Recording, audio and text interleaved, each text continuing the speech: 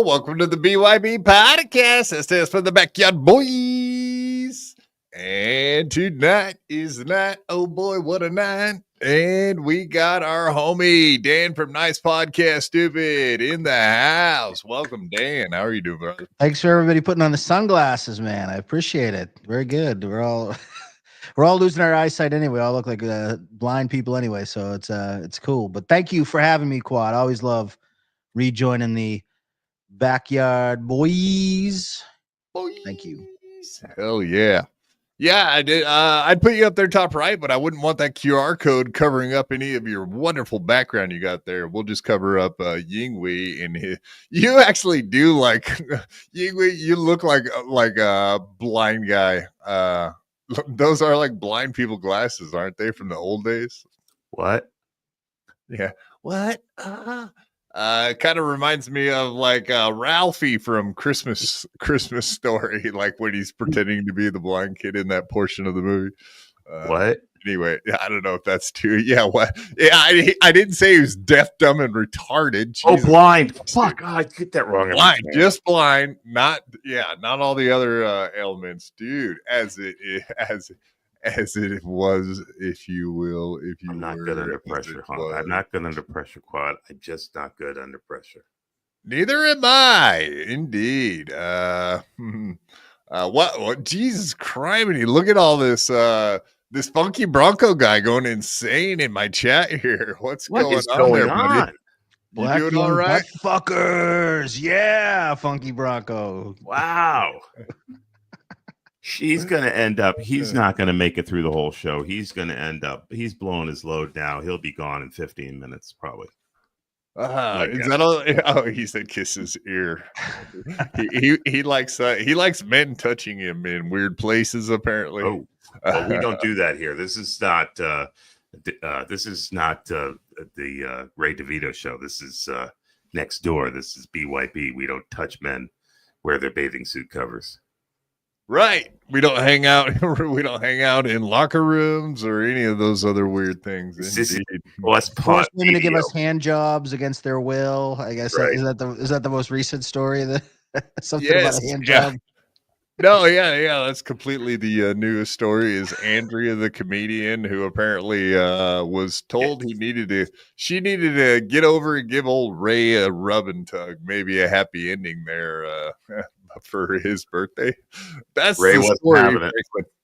Yeah, Franklin Checkler's been putting that story out there, but I definitely talked to him about it today because I said, hey, Chad's been fucking going at you, man. He wants the story to be so real. As we know, Chad loves old Ray DeVito, would never want to make him look like an asshole, but yeah.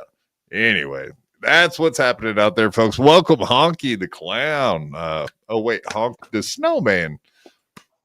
Actually, my name is Donnie the Dude tonight. You know my younger brother, Dan the Man, right there. I thought I'd come in tonight and help you all out. Hell yeah. My brother from another mother, Honk. I love you, brother. Yeah, is that your picture when you were younger? You, the two brothers behind Honk there? That was before it was Zempec. Yeah. Before you guys lost all that weight and they kicked you out of the World Guinness Book of what is it? The Guinness Book of World Records. That's they found out it wasn't Ozempic, it was methamphetamine was how we lost all that weight. So I mean, yeah, whatever. Whatever works. A bunch of biker dudes and stuff back in the day. They had that really good crystal stuff. I wouldn't do it now. You'll end up getting fented out by some cartel dope. I just wonder how those guys balance on the motorcycles. Remember that? Because there's all those pictures of those two brothers on the motorcycles. Yes, that's right. They were like motorcycles. Somehow they were driving them. I don't know how they did that, man. I don't know. Maybe they're fat asses. What kind of NASA created material were those bikes made out of, man? Yeah, that was pre-titanium, wasn't it? Or at least well farmed out titanium. Indeed. Yeah, you guys are all old as I am. Shit, you guys remember before the internets and whatnot, you probably all sat down in the fucking library and read the Guinness Book of World Records yourselves, right? Yeah. Honk, how great was it to find the nudie mags back in the day, man? Oh, hey, look, I date back further than that. I'm talking National Geographics and their specials on the Congo was my first introduction. What about the Sears catalogs? The girdle and bra section? Oh, yeah. How could I forget that? Oh, my God. Okay, you guys were hanging out in the lingerie, possibly sniffing panties. I don't even know what's going on right The now. sad part is that there were a lot of young let- boys creeping on the lingerie section of the catalogs back in the day, man. Whatever it took. When you're 12 years old, you got to bust a nut, man. So We we had around. the Sears catalog. Quad had the fucking Victoria's Secret. Same shit, different decade. You'd be creeping on the fishing lure section of the catalog if you thought it was going to get you off. But yeah, I grew up back in the Michael Jackson era where it was like the jokes were, Michael Jackson was seen in a Kmart. He heard little boys' pants were half off. Like those were the jokes going on back in the day. Love it. Yeah, exactly. Laundry room. I'm 30. I'm 36. Is that like the I'm 50 thing? Except for not with Ray DeVito, just with the laundry room. Laundry room had a birthday recently, so you're very new to 36. So welcome to. How's it fitting so far, laundry room? How's that fitting you? Right, 36. Yeah, we were talking to analytics.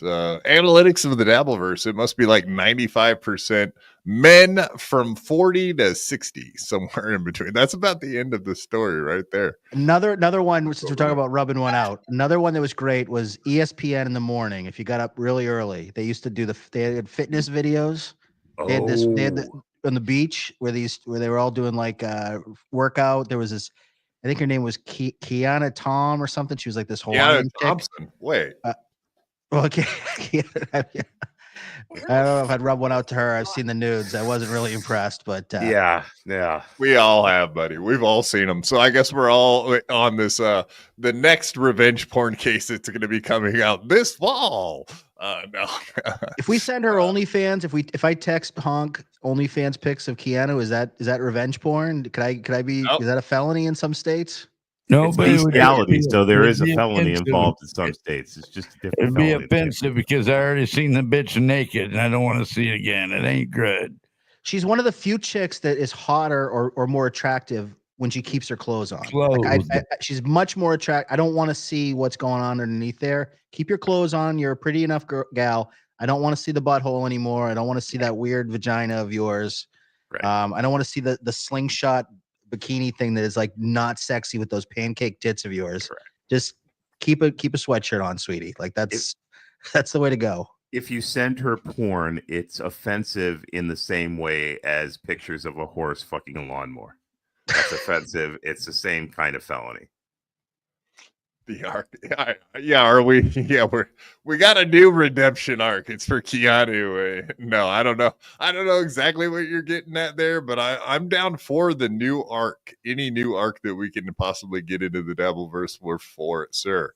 And it's probably safer than the turn or the curse or any of the other most dangerous things floating around. Certainly safer than the curse, I think. I don't know about the turn, but the curse is a bad thing. Only bad things come from the curse. It's like that episode of the Brady Bunch where they found that amulet. It's not good. Doom's curse is not good.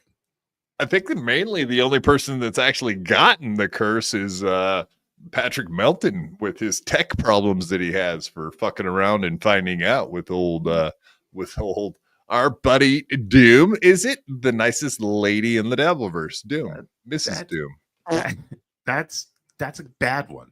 Kaz, or otherwise known as King Hussey, has gotten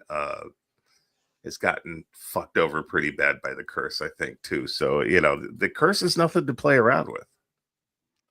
Actually, maybe Doom was watching Kevin Brennan yesterday and today. Maybe that's why he's having all these issues over there on Rumble. And that's not even a segue. That is the first couple things we're going to be talking about today. But no, that just popped in my mind. Maybe that's why he's having so many issues. That, or maybe it's because Dave's doing his production for him. I was gonna say, watching Kevin Brennan trying to start up on a new platform has got to be show gold in and of itself. Oh, dude, this is a hold the phones, motherfuckers. This is interesting. Breaking news. Breaking news.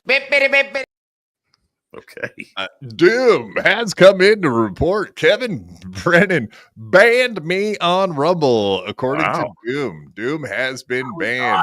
And is Merlot Leggings? Is he the one with the wrench for Rumble? That's the rumor that I heard. Stevie was the one banning people in chat. I could be wrong though on that because I don't. The way Kevin is doing Rumble, I don't think he knows how to ban people. He barely knows how to turn the fucking thing on. The Rumble chat machine, he doesn't even know how to turn on. So I don't know how he's banning people. It's got to be one of his henchmen. It's got to be Liam or Stevie or somebody with a wrench. Thank you. Definitely. Exactly. He thought Rumble was what he did right before he flushed the toilet. I mean, come on. He doesn't know how to ban people. Well, I mean, as you guys can see, Doom does have a wrench in my chat because the curse is real, motherfuckers. And if he asks for a wrench, you just hand it over because it's not worth it. A hammer, a tape measure, whatever he wants. Doom can attest. He was in my chat. He threatened the curse. I literally stopped my show, gave him the wrench in about 10 seconds. I said, "Homie, I got you. Like I am not fucking around with that curse." There's a screwdriver. Nothing good comes from it. So yeah, he gets the golden wrench. He's always got a wrench in my room. There you go. Blocking Doom is bad for business. And I'm in the Doom business. I'm not fucking around. G-Rob, this is hilarious. Am I the only person who hasn't seen Kiki's butthole? Yes, you are, G-Rob. Thanks. Step right up, G-Rob. I mean, it's not hard to find, and I'm not saying it's big. I'm just saying it's easy to find on Google. It's right at the end of her colon. You can't miss it. Yeah, when she bends over, it's right there. Yeah, it's like the sun shining at your eyes. It'll blind you if you stare too long, though. Just be careful. Like prolapse, only not quite. Dangerous times we live in, folks. Terrible. Right. Absolutely. All right, everybody. You had better hit that like button, smash the subscribe, and of course, always turn those notifications on because if we go live, you're going to want to know about it. We're doing it. We're having it. We're doing it, punks. I don't even know. Well, I need to come up with my own catchphrase. Maybe skull. Maybe that could be my new catchphrase. Oh wait, that one's taken too. Son of a bitch, I suck at this. Yeah, well, I mean, whatever. We'll workshop that after the show or before the next show. Unlike Kevin Brennan, who doesn't do anything before the show, he just hits the live button and hopes for the best.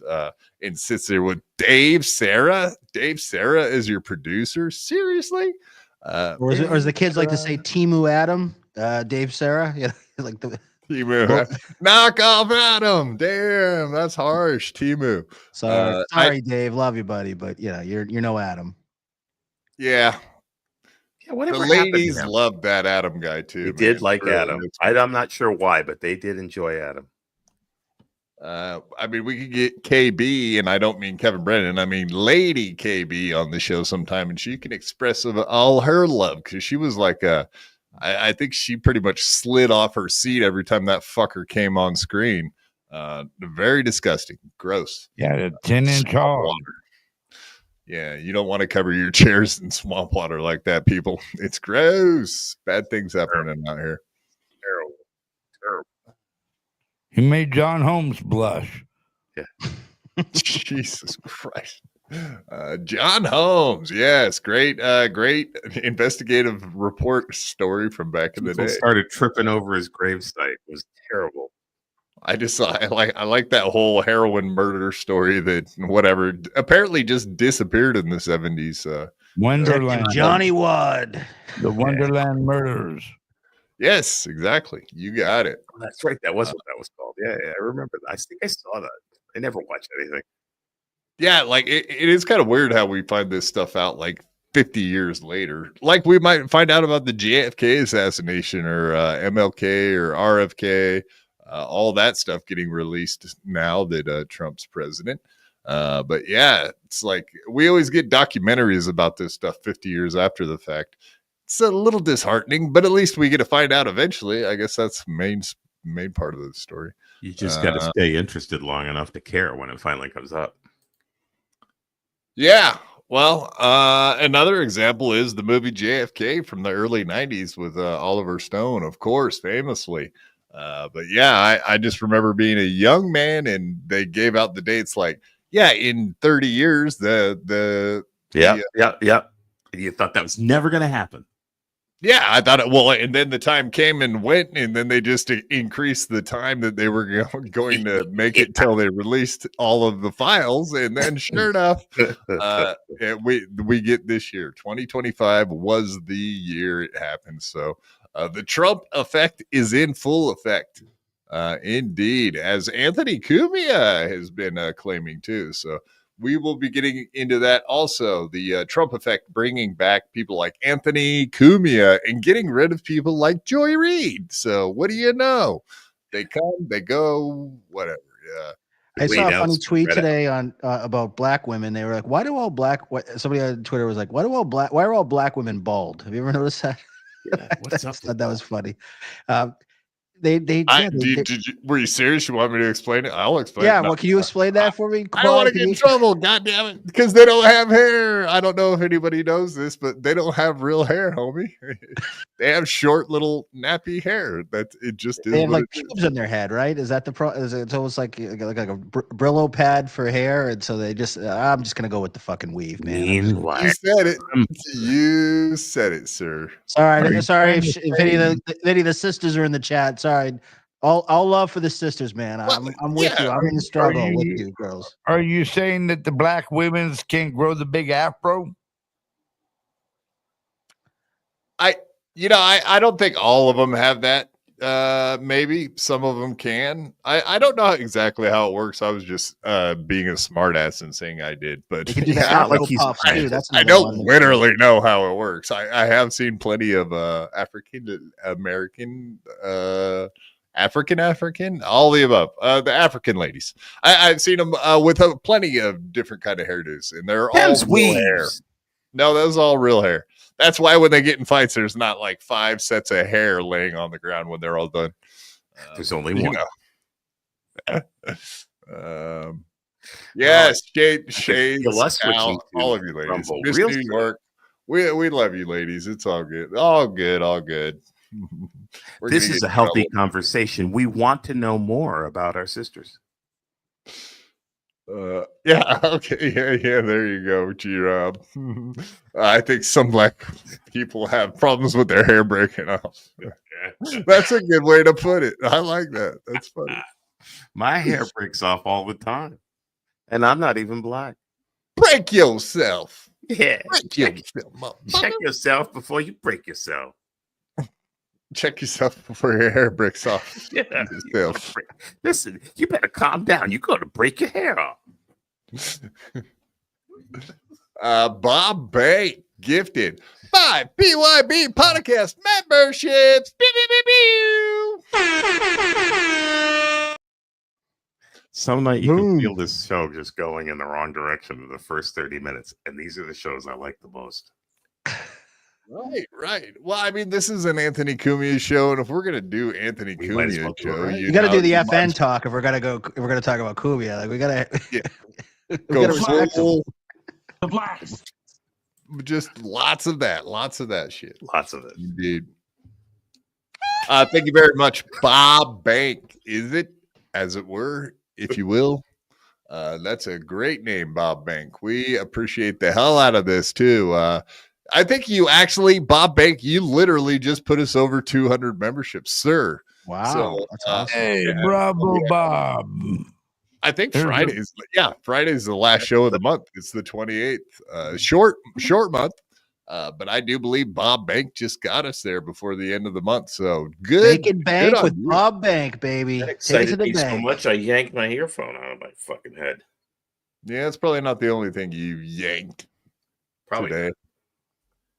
I'm back. Oh, what's this? What's this? Letter away. It's your Obama. birthday. Thanks, Obama. That's the third. This is weird. That's the third time today I've seen somebody say thanks, Obama. That's so fucked up.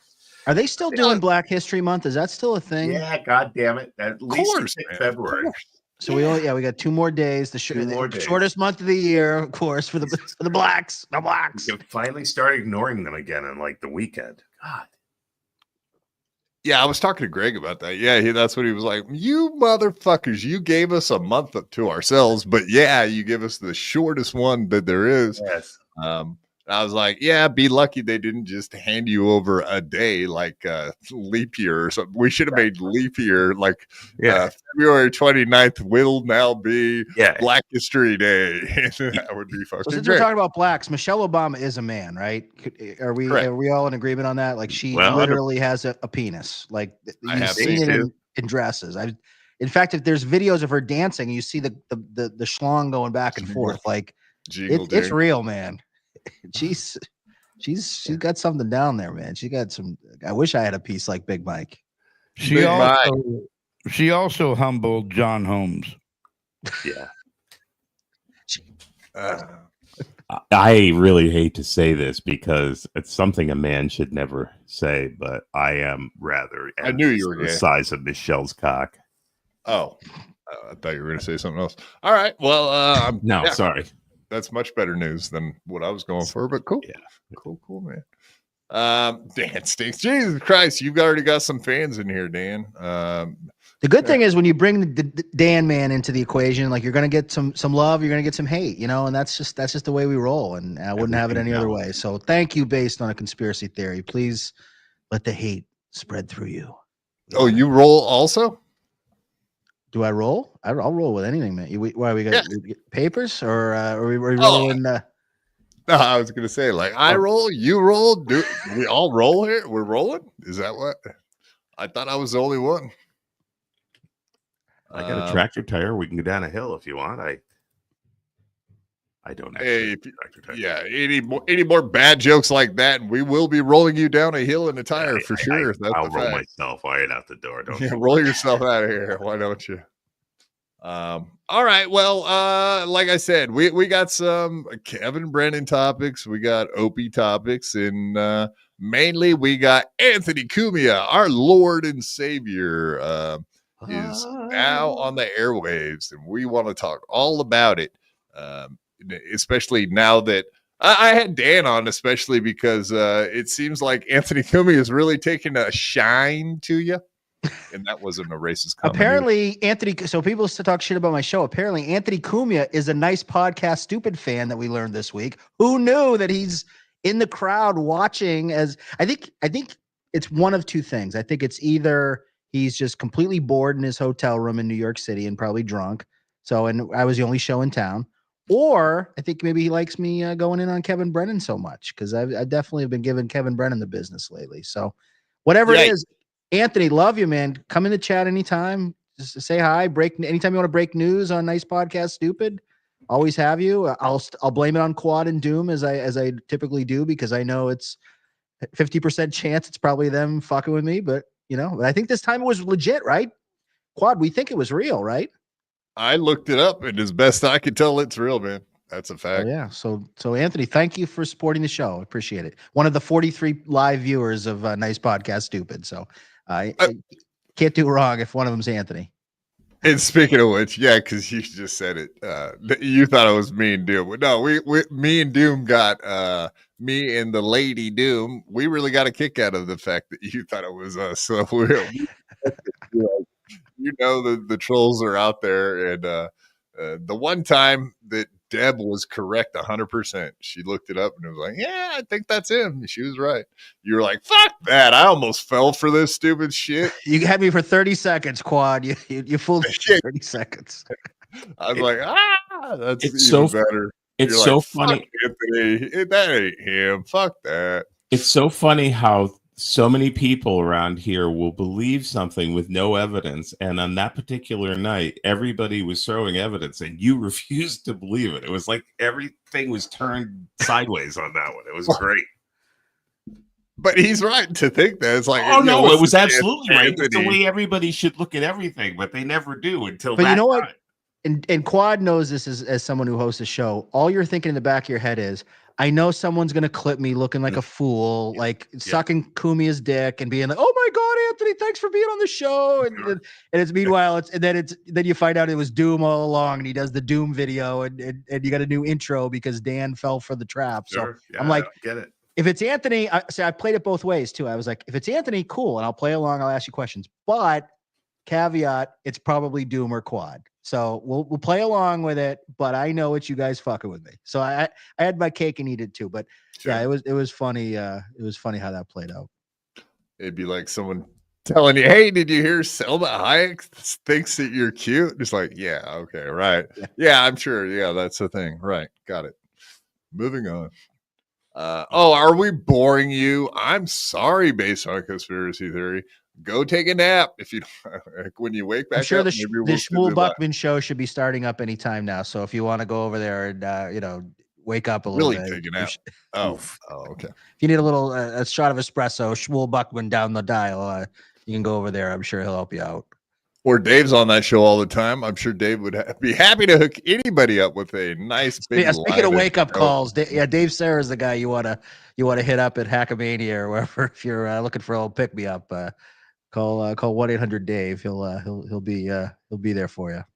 Yeah, I do think it's going to be me, Shmuel, and Dave doing some live streaming from Hackamania too. We were talking about that, so that should be interesting. Whatever. I've streamed with him a bunch of times, so it should be fun. But yeah, enjoy it. I can look at that. That's I'm not gonna bring that up, you son of a bitch. All right, let's get into some topics before the night comes to an end. We've been hanging out and bullshitting. But yeah, if you guys want to be like Bob Bank, then go to the links pinned to the top of the chat. We got whatever the membership link, we got the supertip.gg link. And of course, you want to use /BYB on that and the QR code, of course, in our link tree. Our link tree link is pinned there as well. So, yes, if you folks want to donate and be part of the membership levels, we do have a show every Sunday at 5:00 Eastern. So don't miss out on the weekly Dabble Review. We'll keep you up to date and informed on all of the things happening in the Dabbleverse. Not exactly sure what we're doing this Friday, but let's get into it. Quad, what voices can the people at home use on the super tip system? Who are you guys rocking these days for voice chat? Jesus. What is it? Stevie Lou, Jake Hudson, Chad Zumock, Stuttering John, and someone else. I do love serenading Rachel Teehee with the Mud Shark because I don't know if she really thought it was really him talking or not, but it seemed like she was really confused that one time when he started talking on the super tips. But love the super tip system. So yeah, Kevin Brennan, Stuttering John, Chad Zumock, Stevie Lou, Jake Hudson. There you go. Kevin Branny. I forgot that. So that was the other one. Wow. Oh no. All right, let's get into it. I've said that like 5 times, haven't I? Yeah. Wow. Why would we ever pick that? Just to make G-Rod excited. And I thought we could just start off. We don't have to watch Kevin Brennan reacting to his own body cam footage being released. Instead, we'll just react to it because I thought that made a whole lot more sense. But he did watch his own body cam footage like as if he didn't see it himself and know what was going on. But man, anyway, I thought this whole liberal shtick he does with the MAGA stuff, he's just a contrarian, right? Right, guys? Like, sure seems that way. Like, I seem to remember when Biden was president, he was kind of leaning into the other way. But now that Trump's president, he's just gone full on Antifa or something. I don't know. Yeah. Anyway, we'll play this. Same tired ass 5 available voice options. This is messed up. Give the people what they want. More than 5. Fucking cocksucking measly no selection ass bullshit. It's like anything I'm involved in or joined up to has bad juju or bad luck. 5. Damn sad ass tired stank voices like why. Like why? That's pretty fucking funny. Well, it's funny that you say that, Anonymous, because that was pretty fucking funny, and you used the same old tired voices.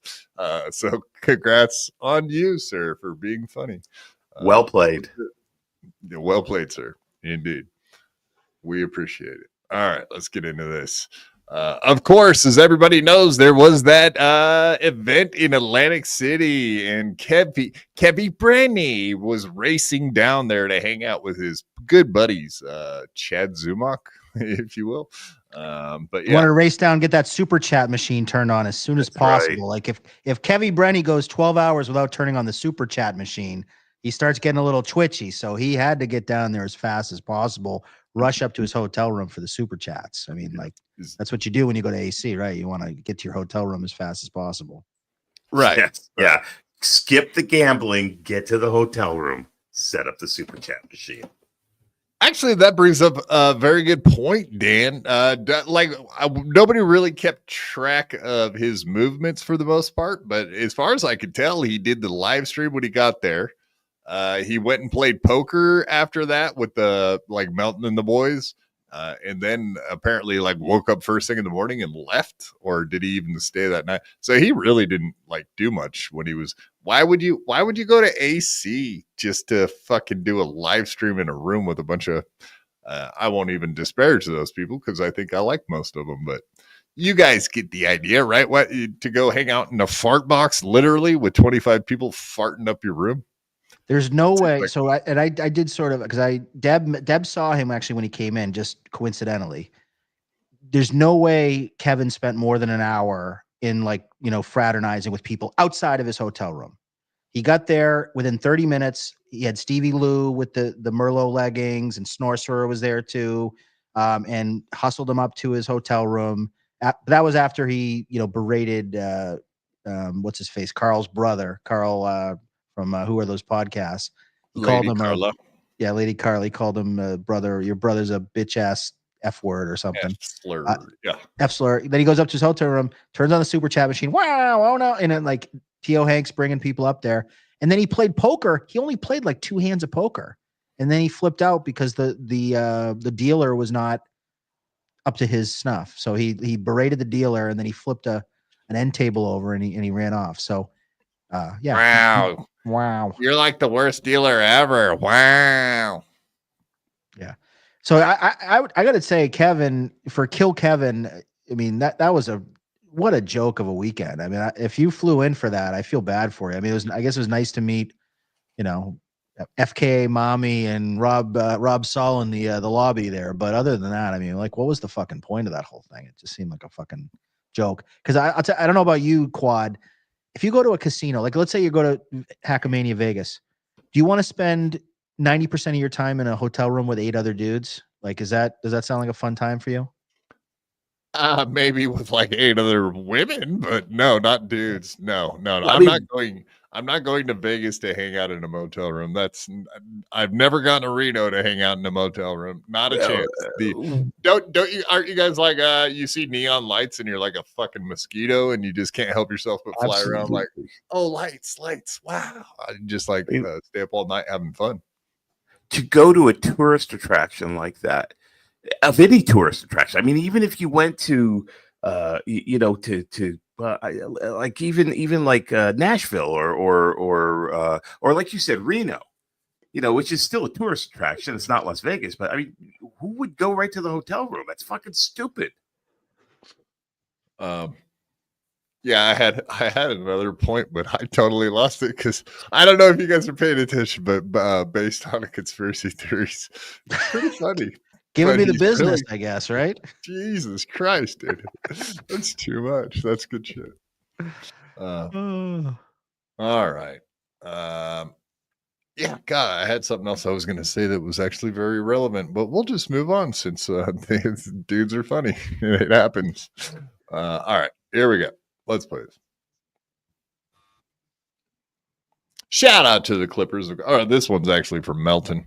Oh, yeah. Shout out to Melton for fucking like the night he found out that he had a speeding ticket or whatever. He instantly requested the FOIA request for the body cam footage. So shout out to him for doing that. Genius level. Just that's his first thought. That's how much of a troll Melton is. His first thought is like, oh, how can I get a hand on that footage? Like, hell yes, dude. Good job. And as a businessman, slap that watermark on as fast as possible because Quad and everybody else are going to be showing it. Yeah, very smart. I mean, it's a fair point, but yes, the watermarks. Yeah, everybody's doing it. I won't say anything bad about it. I don't want the fucking curse, if you know what I'm saying. I know he's here watching too, you know.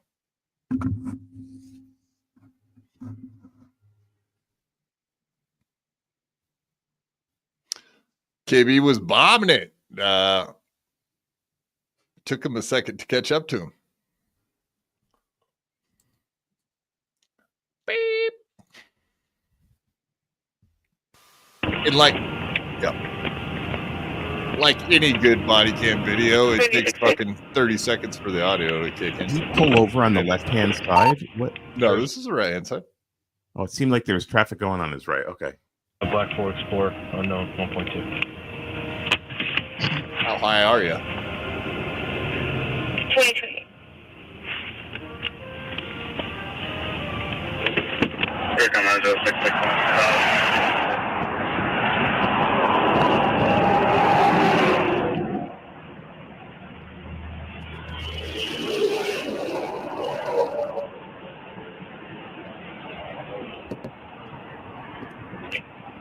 Hey, Jersey State Police, you got your license registration? Yeah. The reason that I'm stopping is you're speeding 78 and 55. Huh? That is terrible. Why are you doing that? I'm in a hurry. You're in a hurry? That makes sense. I'm in a hurry. There you go. Okay. Huh? What's wrong with you? Why are you talking all this nonsense? So yeah, I did want to say no, MAGA. So yeah, all the yellow letters are indeed Kevin Brennan. The white is the cop, but I love the honesty out of Kevin. Right? Yeah, I'm in a hurry. I was speeding. Yeah, let's go. That is actually kind of funny. MAGA. I mean, he answered the question accurately. Like, do you know you were speeding? Yeah, I was in a fucking rush. Yeah. That's what happens. You know? 55 kind of slow. I want to go a little faster. I want to get home or get to the AC. Okay. Yeah, that's some honesty. I don't know if he caught that, but he did say New Jersey plates. I thought Kevin lived in New York. So does he have a vehicle out of New Jersey or is this a rental? I was going to say probably a rental, yeah. He probably doesn't own a vehicle. But why would you go to New Jersey to rent a car if you live in New York? You don't necessarily get it when you rent a car. You don't necessarily get it from the same state. You know, it's whatever they have. And I could see them having a lot of cars that are from different states in the city, in New York City. Fair. Good point. Yeah, because he lives in Manhattan, right? Correct. But yeah, so he has a second home. So, okay, this is what I was getting at. Okay, Dan, you speculated that possibly he was getting a divorce on that episode that we're talking about, where Anthony graced your presence. But that's kind of what made me curious. Like, does he own a vehicle and live in New Jersey without his lady now? That's like, and I did kind of notice when he's streaming now, it does kind of seem like he's in his other studio, which is in New Jersey. So I was trying to piece together whether or not maybe your story had some validity to it. It kind of actually makes sense to me, honestly. If you were going to get so let's say you lived in Manhattan. Let's just say hypothetically, you live in Manhattan. You need a second place, like an apartment, a smash pad, if you will. it's hard to get another apartment in Manhattan. There's not a lot to choose from. It's very expensive. But go across the river to New Jersey, there's a lot, there's some areas over there you probably get a little bit of a cheaper apartment, and you just get on it, you take the train or the path, whatever, over there. Very easy to get to Hoboken or one of those little Parsippany, New Jersey, Ocean City. Ocean City. So yeah, so you put 2 and 2 together. Maybe he's living half, maybe he's spending a lot of time in New Jersey now. Maybe the wife said, "Hey, why don't we take a little break for a little while?" I'm just speculating. I don't know. I don't know this definitively, but it's people in their 60s sometimes. It's about that age where sometimes couples start to break up. The kids are getting older, and now we don't have to stay together for the kids anymore. You can certainly stretch $1 a whole lot longer away on the other side of the river than you can in New York, especially in Manhattan. A lot farther. So yeah, there's a lot of theories going around there, a lot of speculation. So that might make sense, maybe. And if you were going to have a car, like you'd kind of want, this is like a budget car. It's not like super expensive. So that'd be a nice car to have at your second apartment. When the wife tells you to take a break for a couple of days because she's seeing her boyfriend and she wants you out of town, you go across the river and you get your Ford Sport or whatever the hell you're driving around. And you're living the life of a bachelor pad in New Jersey. Exactly. All right, everyone in the chat's screaming at us, but we swore that he lived on the island. I did, at least. I know he has a condo in New Jersey, but I didn't realize that no.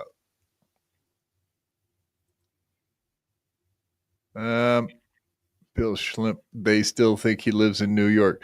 So he doesn't have 2 places now. He only lives in New Jersey. That's what the chat's trying to tell us.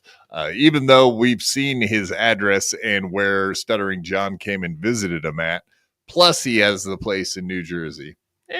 Just saying. Maybe you guys are the one that are wrong. I don't know. I'm just saying.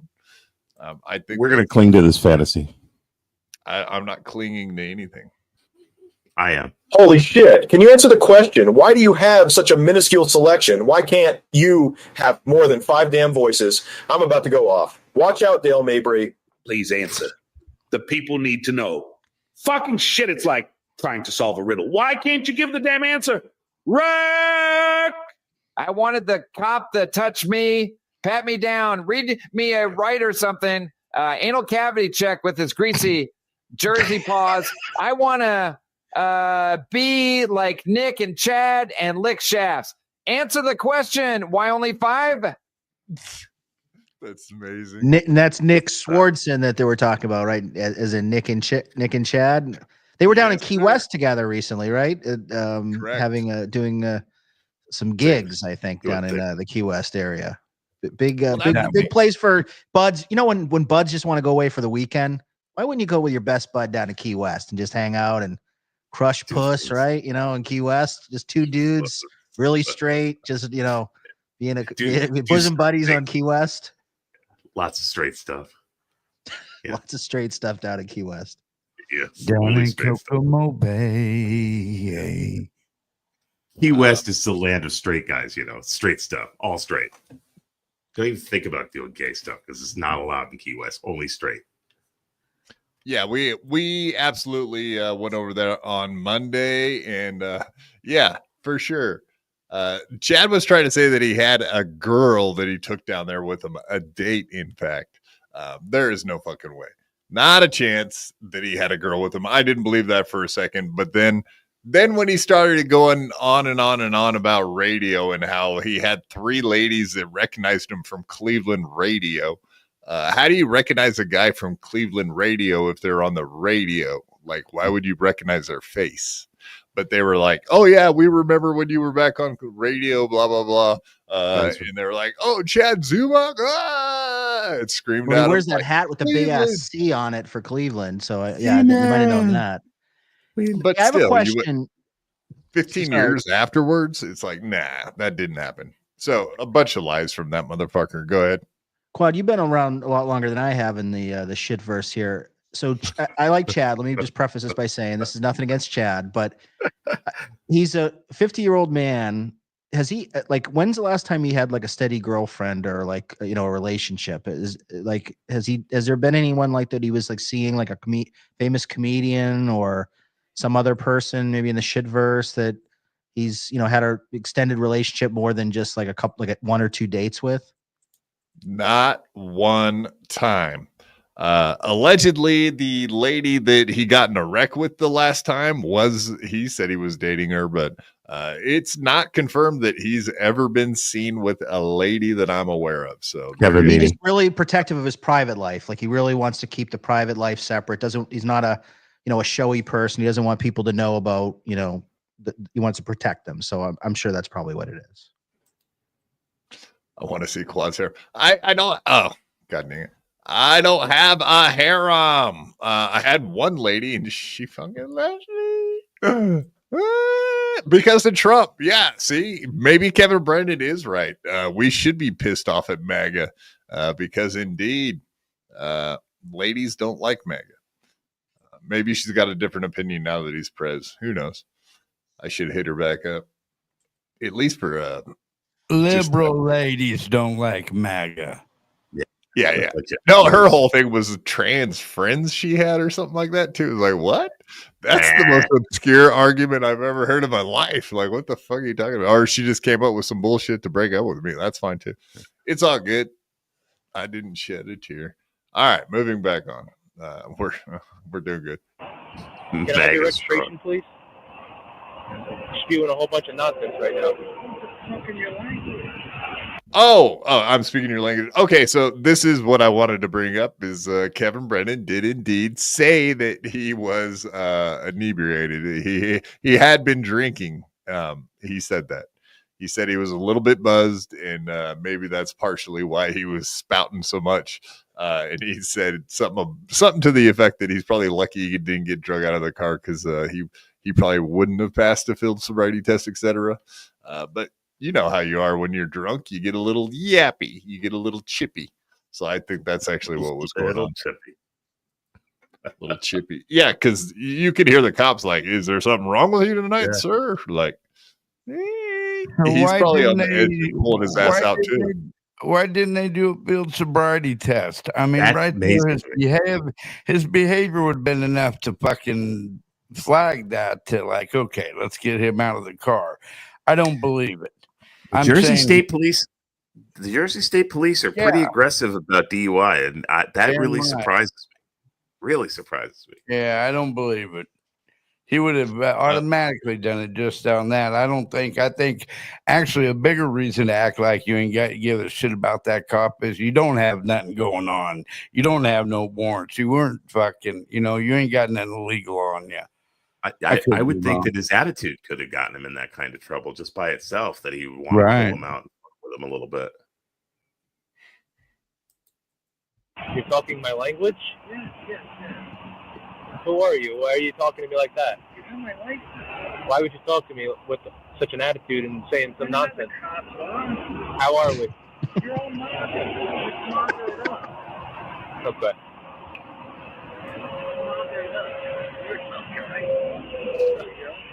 Okay, I don't know. What does that mean? You're a tough guy. You're a cop. You got the gun. You got the lights. You're scared. Oh my God. I'm scared. I'm petrified. Give me the ticket. Let's fucking go. Oh, okay. Let's go. Okay, I'll be right back. Good. Okay. Hurry. I'm in a hurry. Quad, the chat says he was sober. So that's so. I mean, whatever. I'm going by what Kevin said on his own show. That's all, you know what I mean. I didn't realize the chat was there. That changes everything. No, yeah. Well, it's hard. Yeah, because I think I did hear him say on one of the shows that he said that. So maybe one time he said sober, maybe he didn't. I'm pretty sure I heard him say that he was, or he's claiming that he was sober. So I think our chat's full of a bunch of fucking liars, but yeah, they could be. Okay, now the more I read what these people are saying in chat is I don't believe anything they're saying. That's tonight. true. They're fucking with us. Okay, yeah. They're being pricks. He was shit-faced. KB was shit-faced. He admitted it. KB, why do you drive drunk, KB? You should be ashamed of yourself. You're an embarrassment to your family. Sober up, KB. Get help. And that's why It's they're not getting good. a divorce, because he's an embarrassment indeed. I think the BYB show should take 4 weeks off so that these people can get some go into rehab and get some help. What do you mean by these people? They're our chat. Yeah. What do you mean by you? also- What do you mean, you people? What do you mean, it's Black History Month. Come on, man. That's right. We got 2 more days to keep this up. That's the other thing. Like, fucking Kevin Brennan is like a merciless liberal, fucking cucktard. That's what it appears to be, because I thought this whole thing when he's on his podcast talking shit about Trump and MAGA and I'm not paying my taxes and blah, blah, blah. I'm moving to Canada. Right.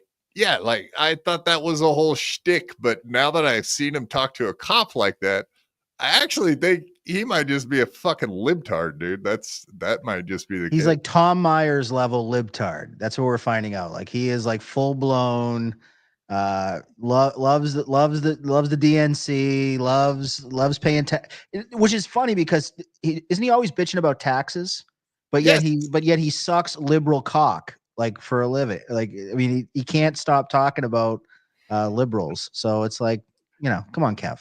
Well, the same way Joey, the urban black man, turned completely Snow White when the cop came around, Kevin Brennan, the complete left-wing libtard, became the mega right-wing extremist when the cop pulled him over. So, we do tend to get a little crazy based on convenience sometimes. God. Look at what Flat Cat says. He's always been a lefty. He can't. He writes like a kindergartner with his right Are hand. you Truman, dude? I mean, you would think so, but no, I'm just reading people's comments tonight. It's fucking, it's too much, dude. I'm losing my shit. I'm sorry, man. You'll be okay. Okay, so, yeah, like when he used to hang out at like Compound Media, he would hang out with Anthony on his show, or he would be on In Hot Water. I never really picked up on the liberal aspect. Is it because he was hanging out with like super conservatives? Because he even like found like everybody he finds are extremely fucking conservative. Stancil, who's like a Proud Boy pretty much. Fucking Alex Stein, like all these people he's like found and had on his show to like really get them out there have been pretty much like conservatives. So it is kind of weird. It's his upbringing because he came from a big, large Irish family, and there's the working class Irish families. Now I kind of sort of come from that background too, but I'm just the opposite. But a lot of them are like Kennedy liberals. Like it's all about the Democrat New Deal.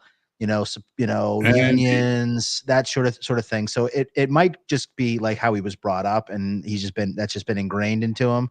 And then with his brother being in Hollywood and stuff. So like there's a lot of things probably that push in that way. But yeah, you would think because he's like, wow, and he's, Mr. shoot from the hip, you'd think he'd be more conservative, but obviously he's a libtard, guys.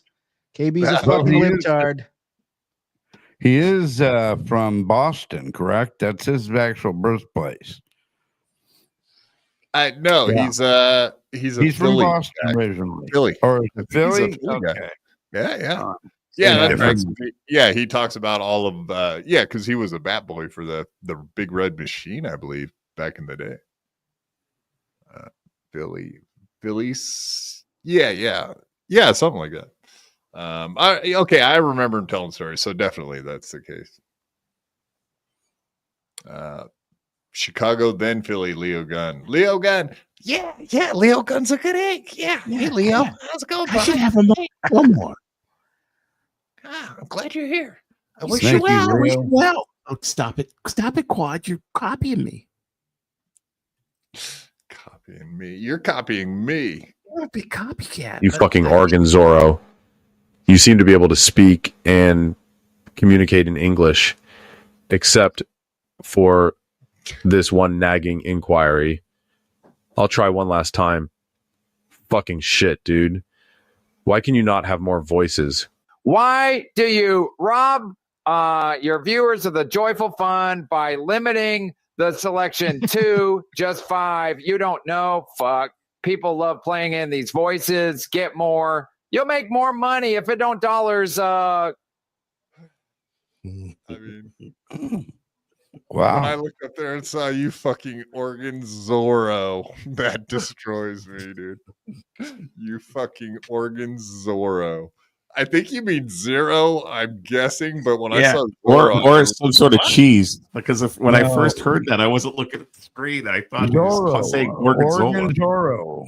He's calling you gay. Zorro, the gay blade. The gay blade. Yeah. Oh my.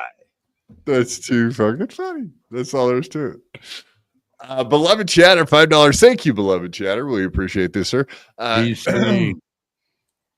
Kevin's having public tantrums in hopes he'll get some heat like he did for the Matthew Perry tweets. Imagine it's depressing. Nobody cared about Atlantic City.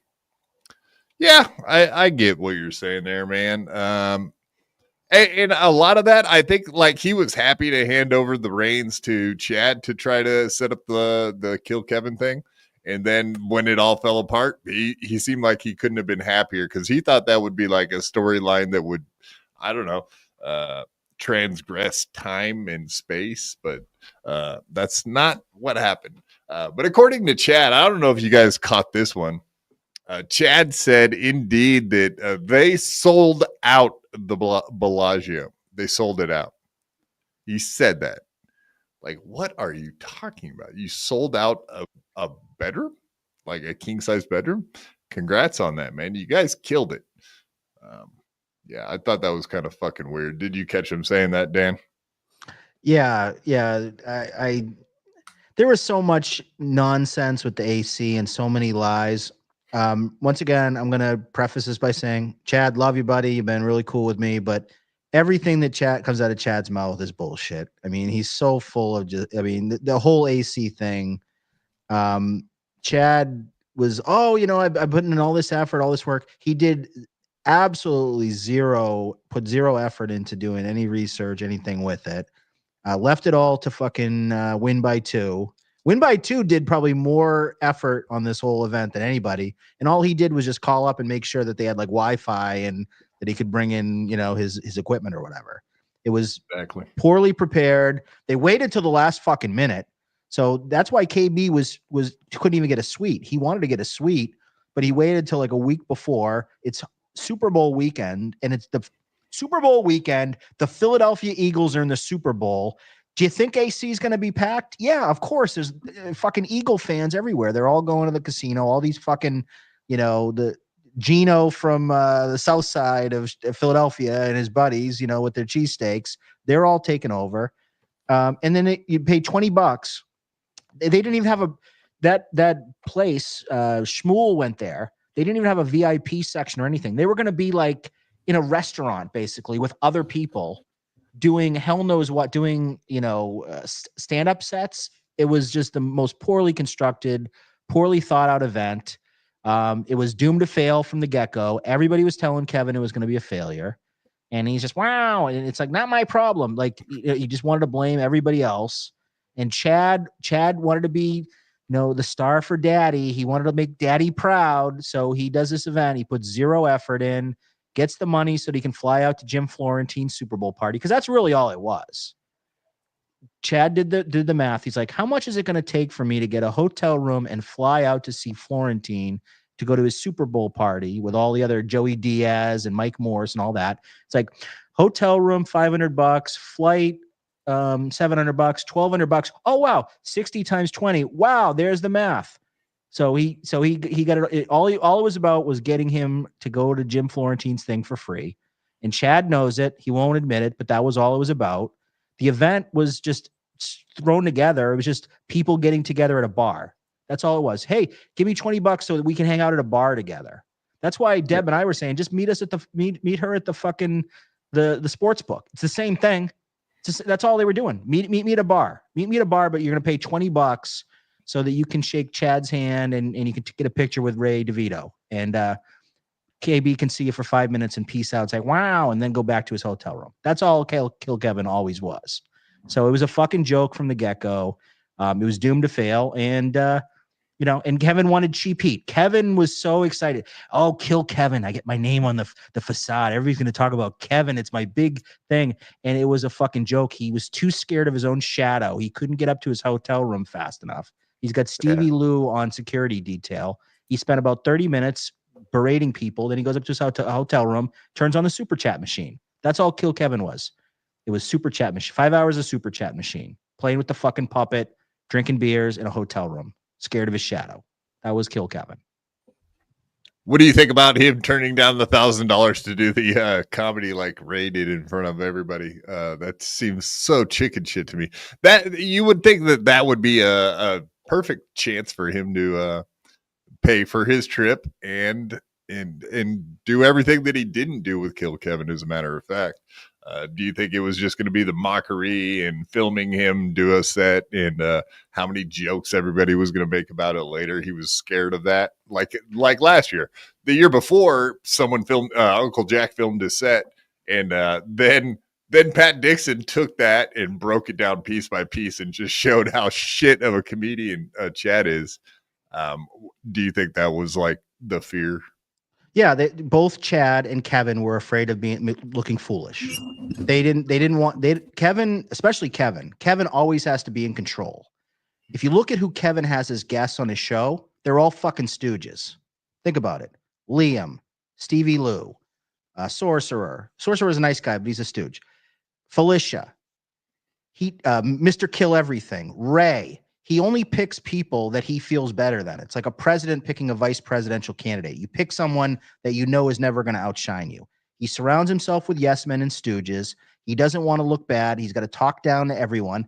And God forbid he did something out of the kindness of his own heart, do a little like impromptu stand-up thing for $1,000. You know, Reels and all these other pay pigs were there, would have given him money. T.O. Hank, the Bentleys, they would have thrown $100 for him to do something. But now, why do that when I can turn the super chat machine on and not have to worry about anybody making me look foolish? I can sit back, sit down, drink a beer, you know, joke with the puppet, joke with Stevie Lou, and in my comfort zone. Kevin doesn't want to have any discomfort. Kevin wants to just be lazy, to have no respect for his audience. Absolutely. I mean, you know, he's eating chips. He's eating French fries. You see him, he's going at the French fries while he's doing the super chat machine. He can't even like take a 5-minute break from the super chat machine to have dinner because he's got to just feed his face in your face while you're doing it.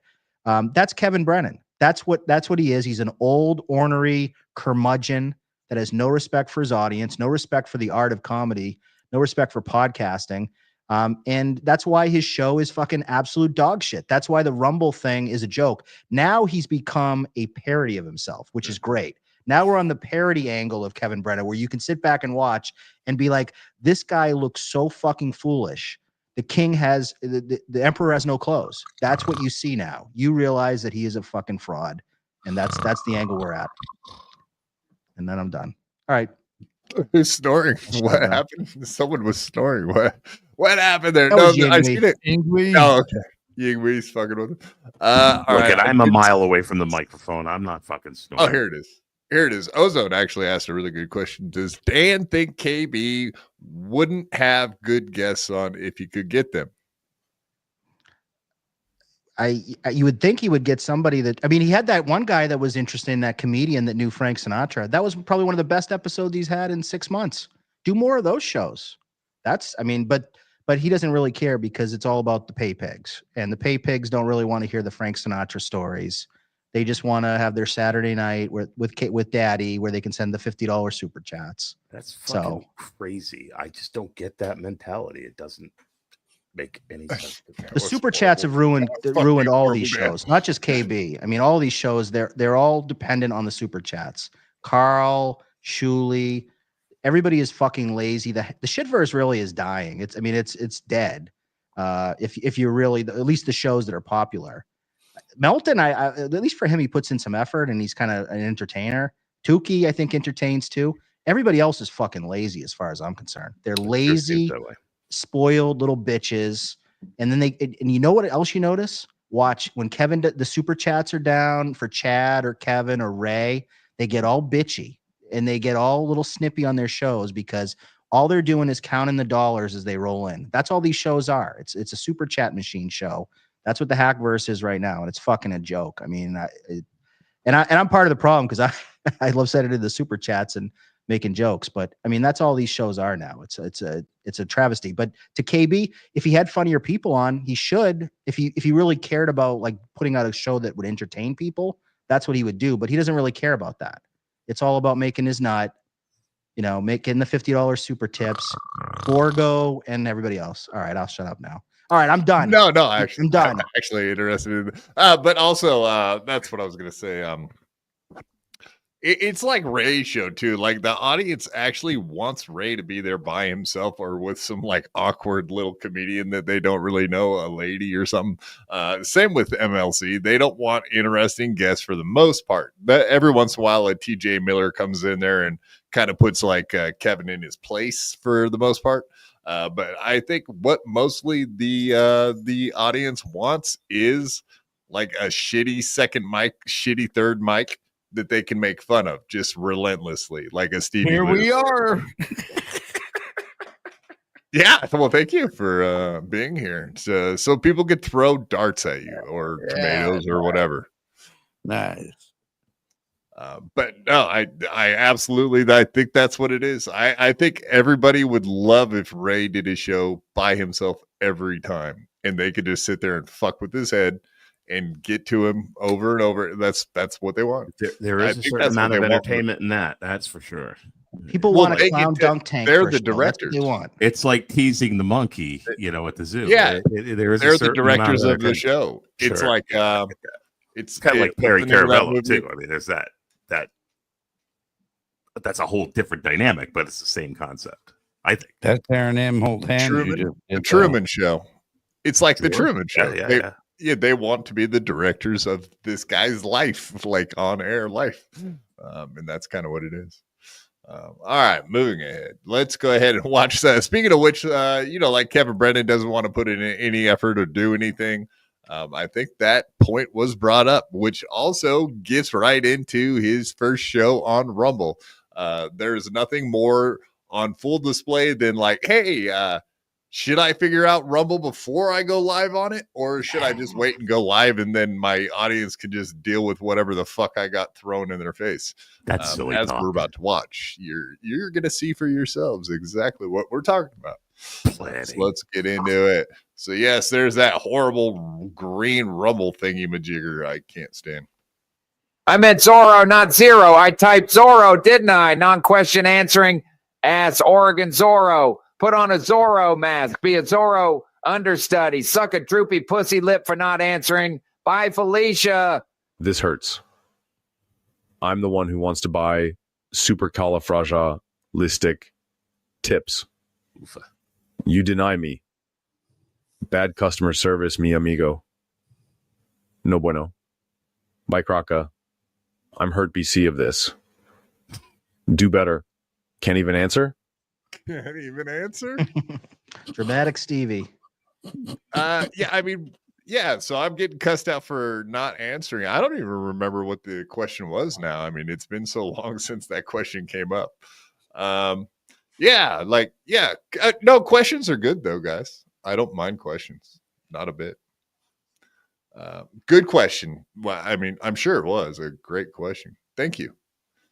Anonymous. Coach Sauce, $5. Thank you, Mr. Sauce. Is it?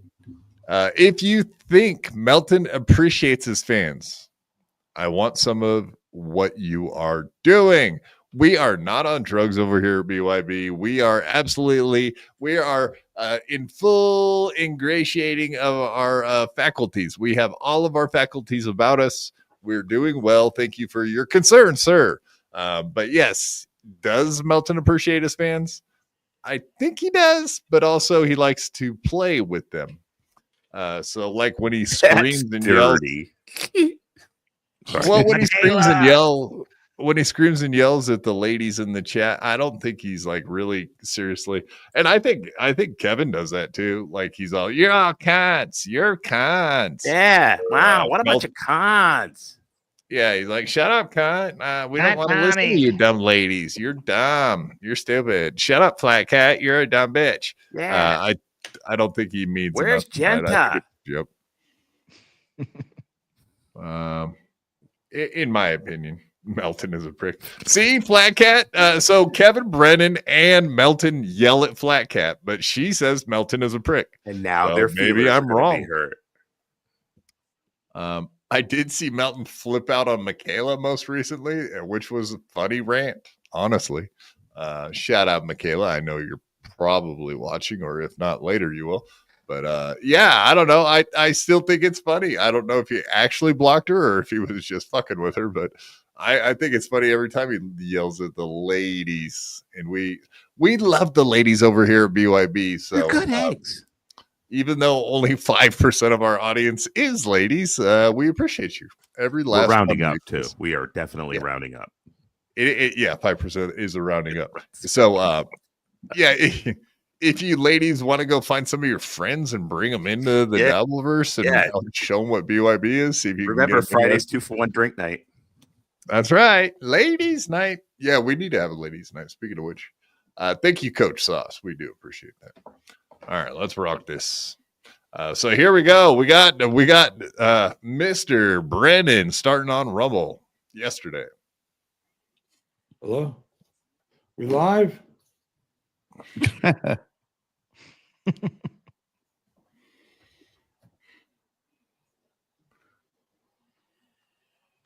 So it's that for 3.5 minutes. There's like 4 or 5 different options to click, like presentation. There's a what does it say? You know, 1 second here. Oh, presentation. Yeah, now I'm on, but there's no I have no background. Yeah, there's no background. You probably didn't right. Yeah, so you never you had to set up your virtual background and all that stuff. You never did that with the Rumble Studio. Yeah, how would I know that? How would I know I had to do that? Well, well, how do I do it now? You bastard! Hold on. Why aren't you helping me? No, I love that back and forth because you can tell Dave is nervous / like trying to help him, but trying to help Kevin. I love the face we stopped him on there. Is he cross-eyed? What the fuck is that? He's so mad. It's called a lazy eye, or aphismus, or something. Aphismus, something. So yeah, we're 4 minutes in. Kevin doesn't want to go in and make sure all this stuff set up before. How come I don't have a background? And then he's like, because you didn't go in there and set it up before. And it's like, well, how do I do it now? Like he's pissed off at Dave for not telling him. Break. This worked good on Google. How would I have known that? How would I have ever have known that you would have had to set up your background? Because you could have Googled it, or you could have just gone in there and looked at things for 2 seconds. You fucking asshole! We went live 15 minutes ago. Exactly. Yeah, I mean there probably are ways to find that out before you go live, but as we know, finishing lunch before you go live, that's something he doesn't give a fuck about. Lou the Monster should probably learn about that too. Or getting guests before he starts the show. He usually starts the show and then sends out links. That's how he's always done it. He's never sent out a link before the show started. I don't think I ever got one link before the show started. You know what I mean? That's not how he does it. He would start the show and then start sending out links, which is just kind of a weird way to What happened with all that? How come all of a sudden you just weren't on there anymore? What'd you do to piss him off? Lou, you ever heard of him?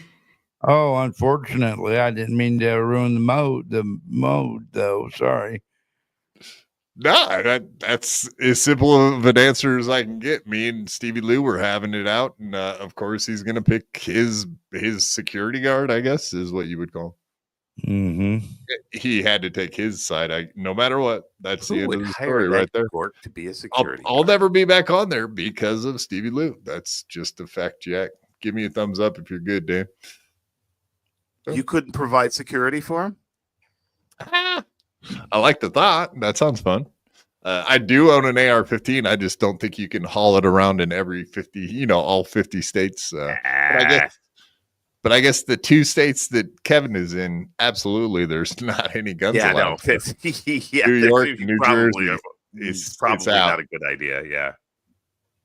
It's like that Griner chick taking weed into Russia. It's probably not a good idea to bring an AR-15 into New Jersey or New York. It's just the governor's frown on that.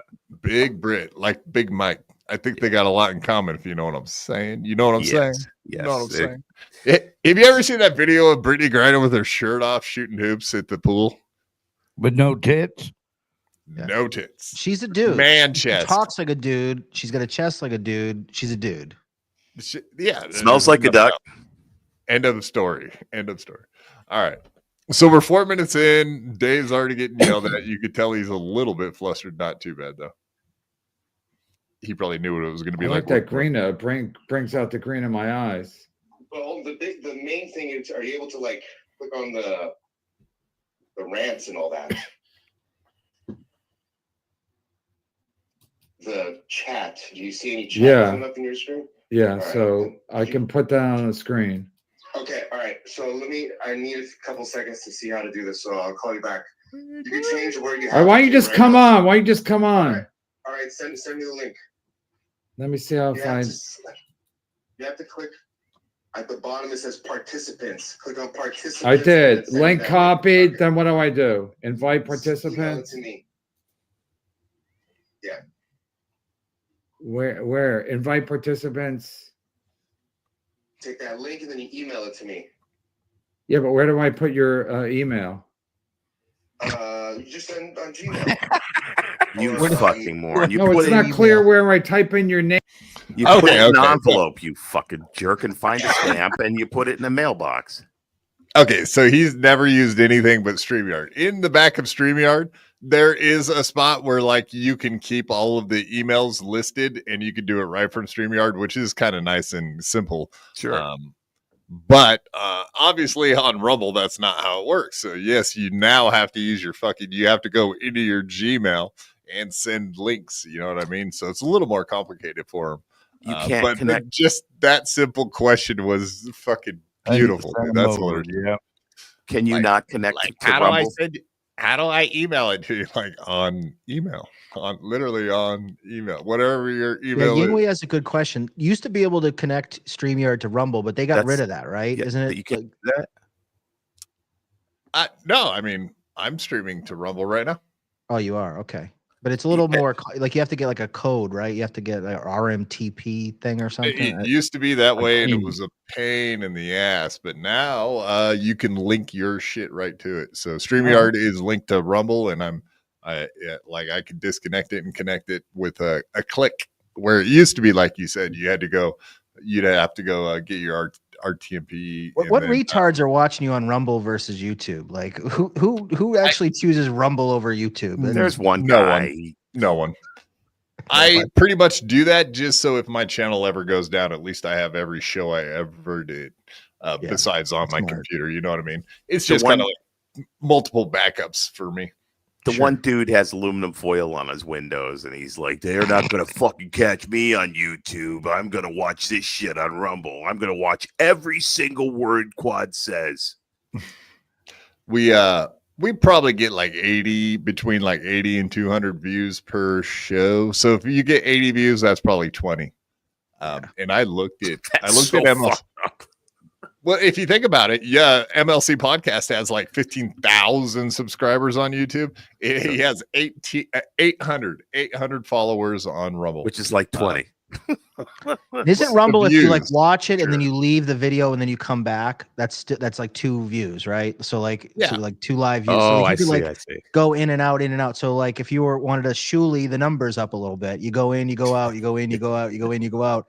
And it's like, oh wow, we got 5 viewers, and it's it's one fucking jerk off going in and out of the video. Bingo. And it does the same thing with live viewers. Yeah, for sure. Okay, everybody, so that explains why the live viewers are high. Okay, you can go watch the live chats, and you could see it. because it'll be like 100 viewers, and go watch Gino stream or Pat stream. They were crushing, doing way better on YouTube, but yeah, their chats are very slow on Rumble, but the numbers aren't. So that says something. I don't think the people who watch Gino could type, but that's just me.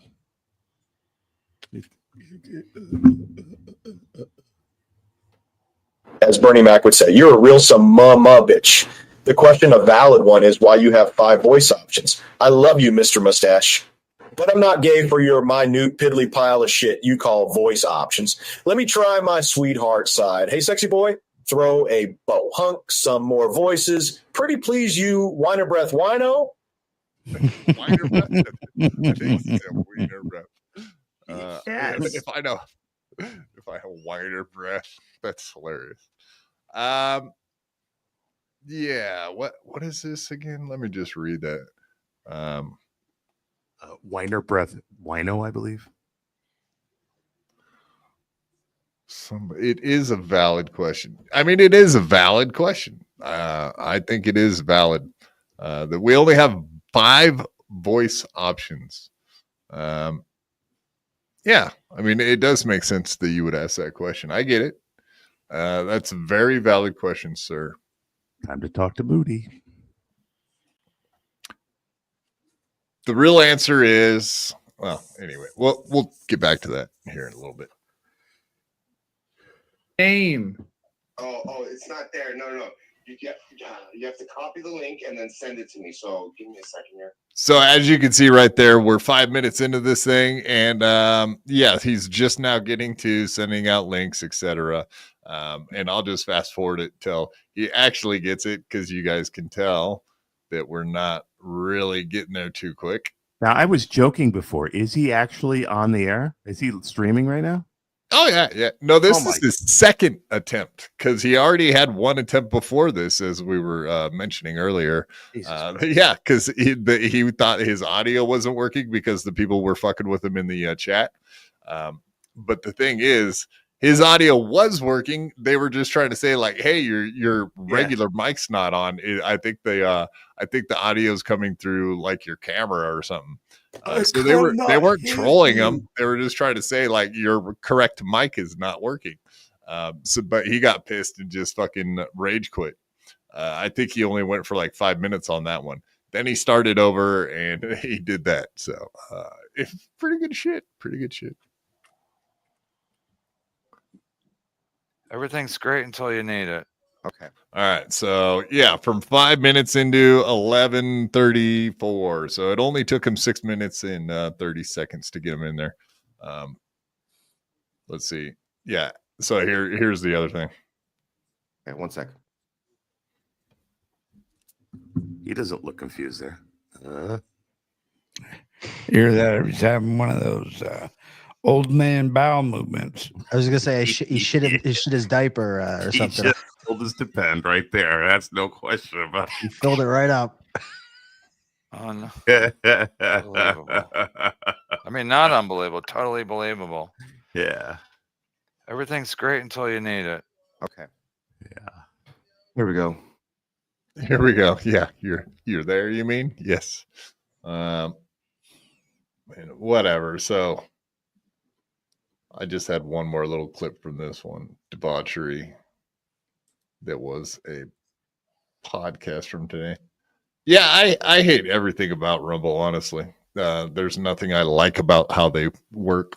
There's not like one thing about it that's like, oh, hey, this aspect is better than what they have on YouTube. There's not like one example that you can give where like, hey, other than whatever the terms of the service, but that's for the creators, not. I mean, as a user of Rumble, there's not one positive. Like the logo looks sharp, but everything else about it is not sharp. Everything else about it is a fucking abortion of the app sucks, rewinding sucks, the constant pop-ups, and you got, it's a fucking nightmare to use. And there's no way anyone's ever paying for Rumble Premium like that. Nobody's doing that. $8 a month for just the shittiest site on earth. But there are some people that are making money off of Rumble, though, right? I mean, at the high And end. Bongino, our deputy secretary of the FBI now. There's some CIA operatives that make like $1 million off Rumble, but and Mersh, although I think his contract. He's not making $1 million. He ain't making no $1 million, buddy. Sorry. He is getting a fish sandwich though. Fish lunch. Fish lunch. I got a fish lunch. Fish lunch, All right, man. All right. To me. Wow. I don't even know where I'm at. Did I lose my whole thing again? Oh, God.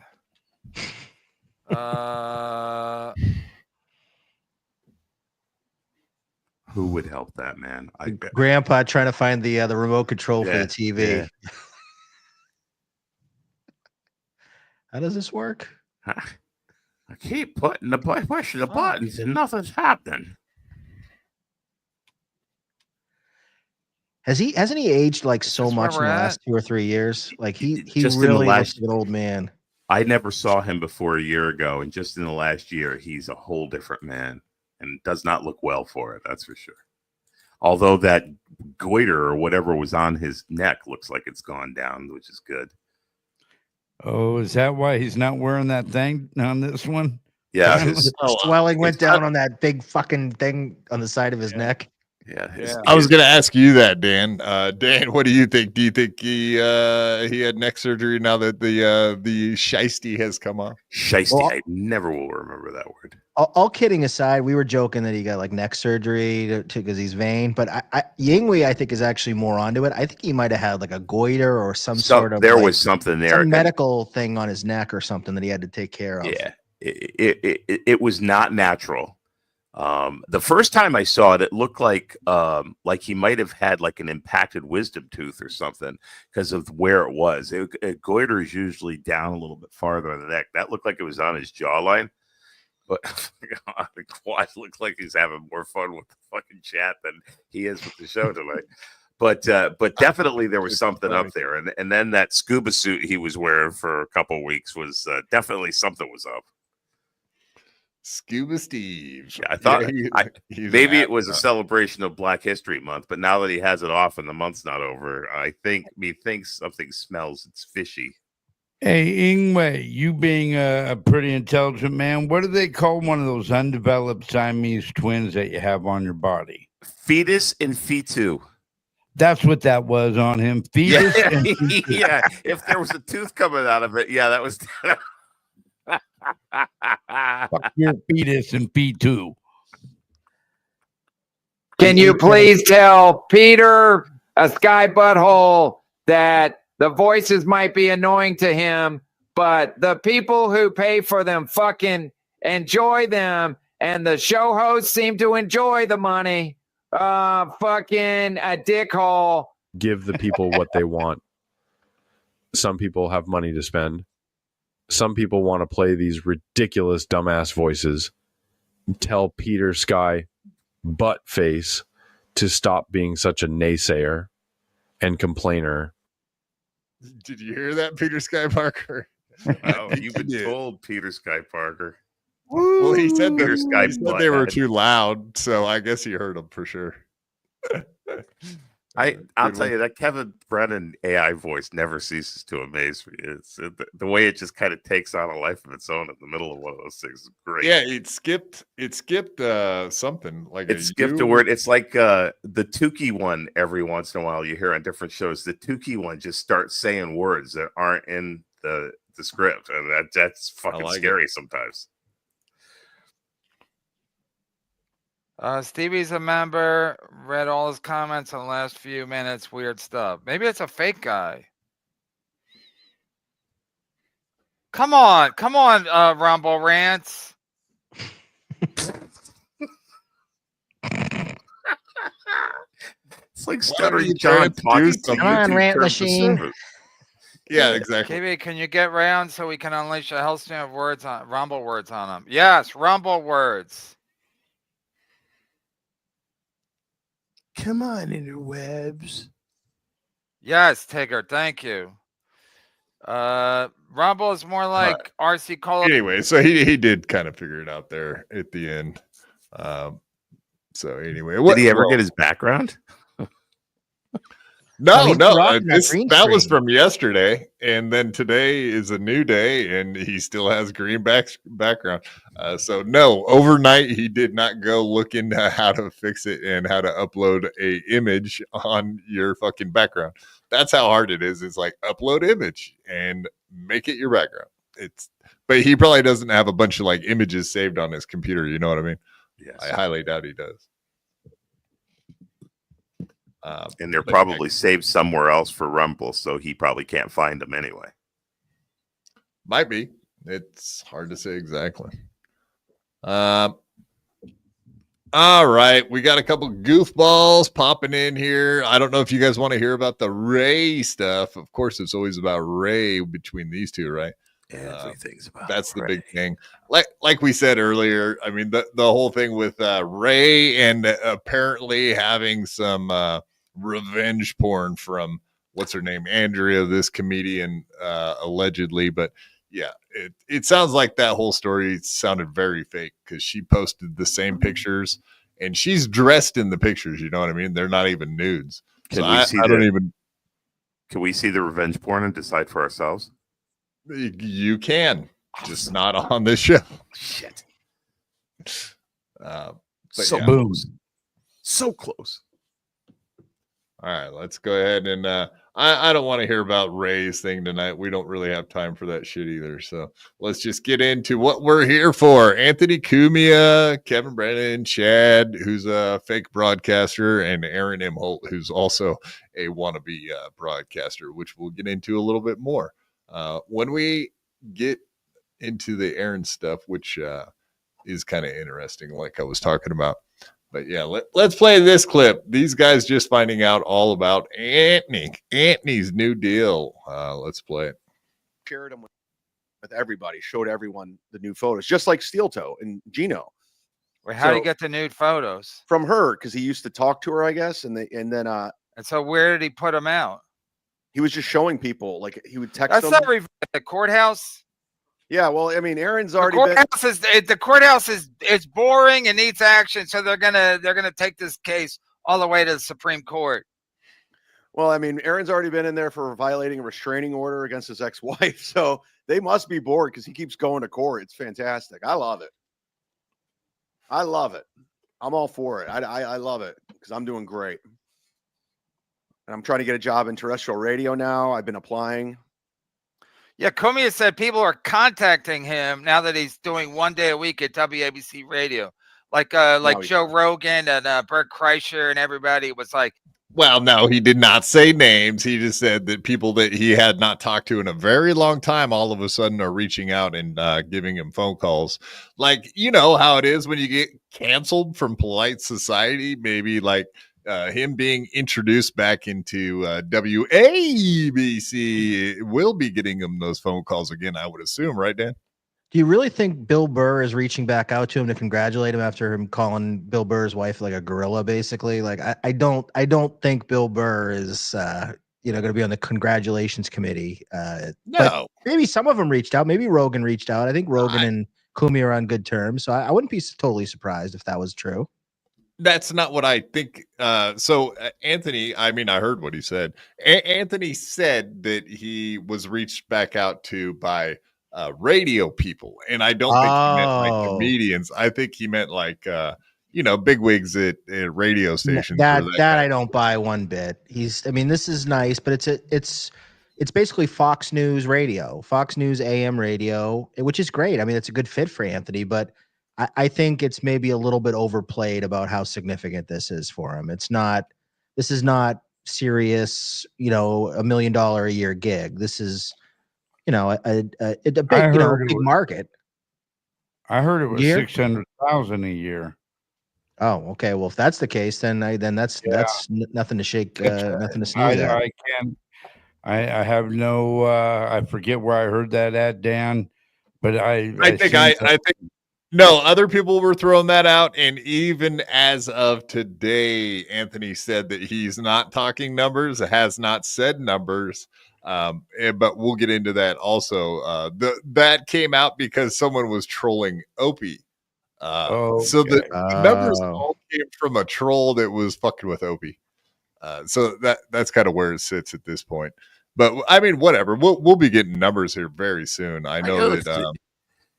I know Anthony's got more meetings with his new boss, etc. But soon enough, it's a gig in the biggest broadcasting market in the country, which is nothing to sneeze at, but it's nothing like it would have been 20 years ago. And like you said, it's not serious. It's not a syndicated radio show, so it could be more. But I mean, I think that somebody like it's syndicated.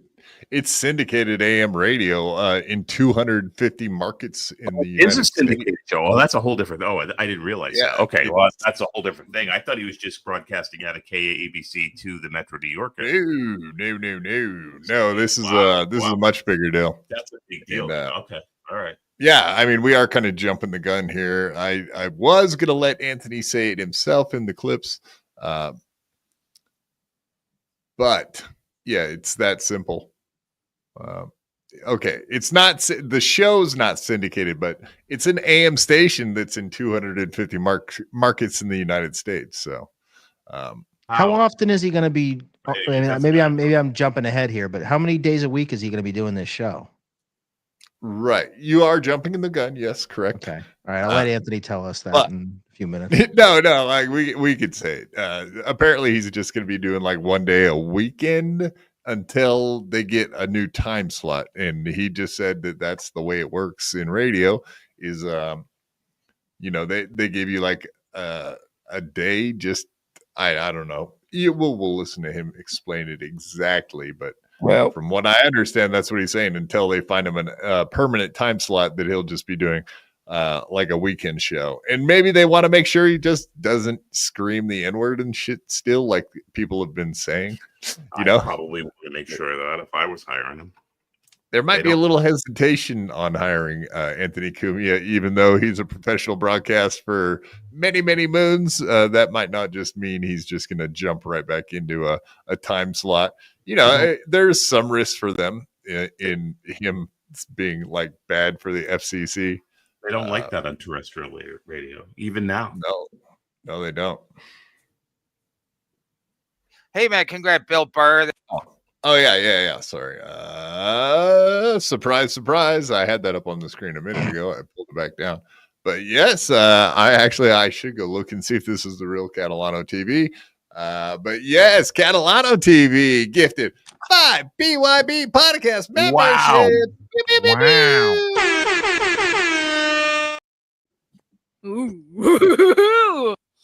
Thank you very much, Joey C. We appreciate that. Absolutely, sir. We're doing it. It's happening. Yeah. I don't know. I was just reading the chat to see if you had something else to say. I was kind of surprised that Catalano TV's over here gifting memberships, but whatever. That was very generous. Thank you. Is this a peacekeeping mission he's on? I have no idea. Why not? Are you gonna go to Catalano Con? Quad? Are you gonna go down to Florida for the big Joey C convention? Can't say I am. Boy, if you'll have it in the wintertime, it's a tempting thing for us up here in the North Wilderness. Yeah, if it's like November, December, January, I might go to it. Talk me into it. I don't fly. Okay. So you're serious about that? I'd go to Catalano Con. That would be. I mean, down Tampa in December or January or February. Man, sign me up. And have it in a bulletproof hotel. I'd be maybe up for it. Chad, Granny, Lemmy, Mudman, Stuttering John's not allowed. A bunch of people down there hang out with you. Oh yeah, Lou the monster. Eek. We might get maybe we could get Spider fucking Alomar would Spider Alomar. That was who I was trying to remember. Yeah. Now we're cooking. There you go. Hey, congratulations! I heard you're doing one day a week on the weekends at WABC Radio from your house. They won't even let him in the studio. And has anyone been checking Cumia's Twitter? Did he clean it up, or is he still talking about the FNNs? Can I say the real things here at the FNNs? Yeah, you could say the whole thing. It's Rumble, baby. So is he claiming? Is he still talking about the FNMs? I bet he's not.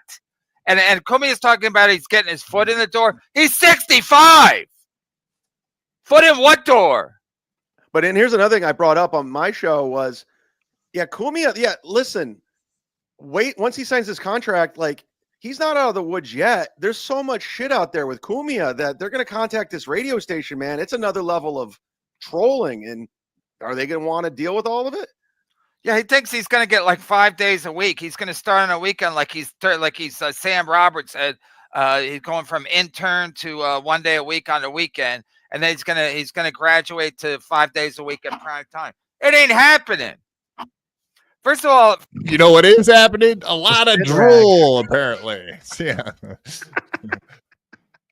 Okay, no, I forgot the other part of that was right when it was starting off. Chad was like, "Oh yeah, I've been looking into getting a job broadcasting again." Yeah, I've been putting my application radio in. gigs. In It was like, between the yeah, comments. right, dude. This guy's so full of fucking shit, man. I can't believe anyone buys any. Like, I did hear Melton say that very recently that he was like, I am in contact with a couple of Chad's biggest donors / fans, and he was like, they absolutely do not believe anything Chad says. They just find him entertaining. And I have heard that from other people like Joey C fans, you know. I've even heard it from Steel Toe fans that give them money. So whatever. I guess you could think someone's a total lying scumbag and give them money at the same time and be a fan. So however that dynamic works, whatever. It's all good. But yeah, I find it kind of weird. Reverend Billy, $3 super sticker. Thank you, sir. Thank you for the $3. We appreciate that. But yeah, so he kind of confirms the. First of all, not only that, so like Yid, what's that guy's name? Yid Rosenberg. Sid Rosenberg. Yid. I thought it was Yid. Possibly. Yid Rosenberg. Chad First of doesn't all, even get the as soon Jew as joke Anthony there, starts, which is interesting. Yeah. Obviously, he's making fun of Jewish joke? Rosenberg being Jew. Oh yeah, maybe he's named Yid. Chad is not a very learned person. I've learned a lot of stuff goes right over his fucking head. Yeah. He is not the brightest bulb in the factory there. Not a great trait for somebody who's supposed to be an observational comedian. He doesn't observe well. No. Is he an observational? I don't think so. That was what he was going for. Maybe I'm wrong. But I've seen very, very little of his humor, his stand-up, because there's not a lot of evidence of it. But right, what I've seen, I thought was kind of observational. Yeah. He observed that nobody claps for him, so he asked for claps. Yeah, he observed that people want their money back after his gigs. Yeah, that's. I observed that none of you are happy to be here. Can you please clap, please? It's moving up the ladder. If he does, the Yids and the Sids are going to start going, hey, they're going to go to the owner and go, this guy's hates black people. And he has a record of putting his hands all over women, and not in a sexual way, in an aggressive way to hurt them. He likes to hurt women. Well, that's what's going to happen. And they're going to go to the sponsors, the advertisers, and that's going to be a problem. I was in radio. I know everyone likes to say all this shit, this criminal stuff. I would not have gotten hired at iHeartRadio Corporation but I know what they did because they tried to do it with me. So, and Anthony's like, he's in the woods. I mean, it's not good, but I'm trying to. Whatever. So, of course, Chad's trying to chime in with, oh, yeah, I've been in radio. I was a radio guy. Look at me. But, yeah, they try to get me canceled, too. I highly doubt that it was on the level. The only reason Chad got fired is because he wrecked his fucking company rig drunk. Therefore, that's what got him shit canned. Nobody was trying to get him fired like Anthony probably will. Not the cattle prod that he showed up into the girl's apartment with. You hear that story? Yeah. That was a very interesting one. Allegedly.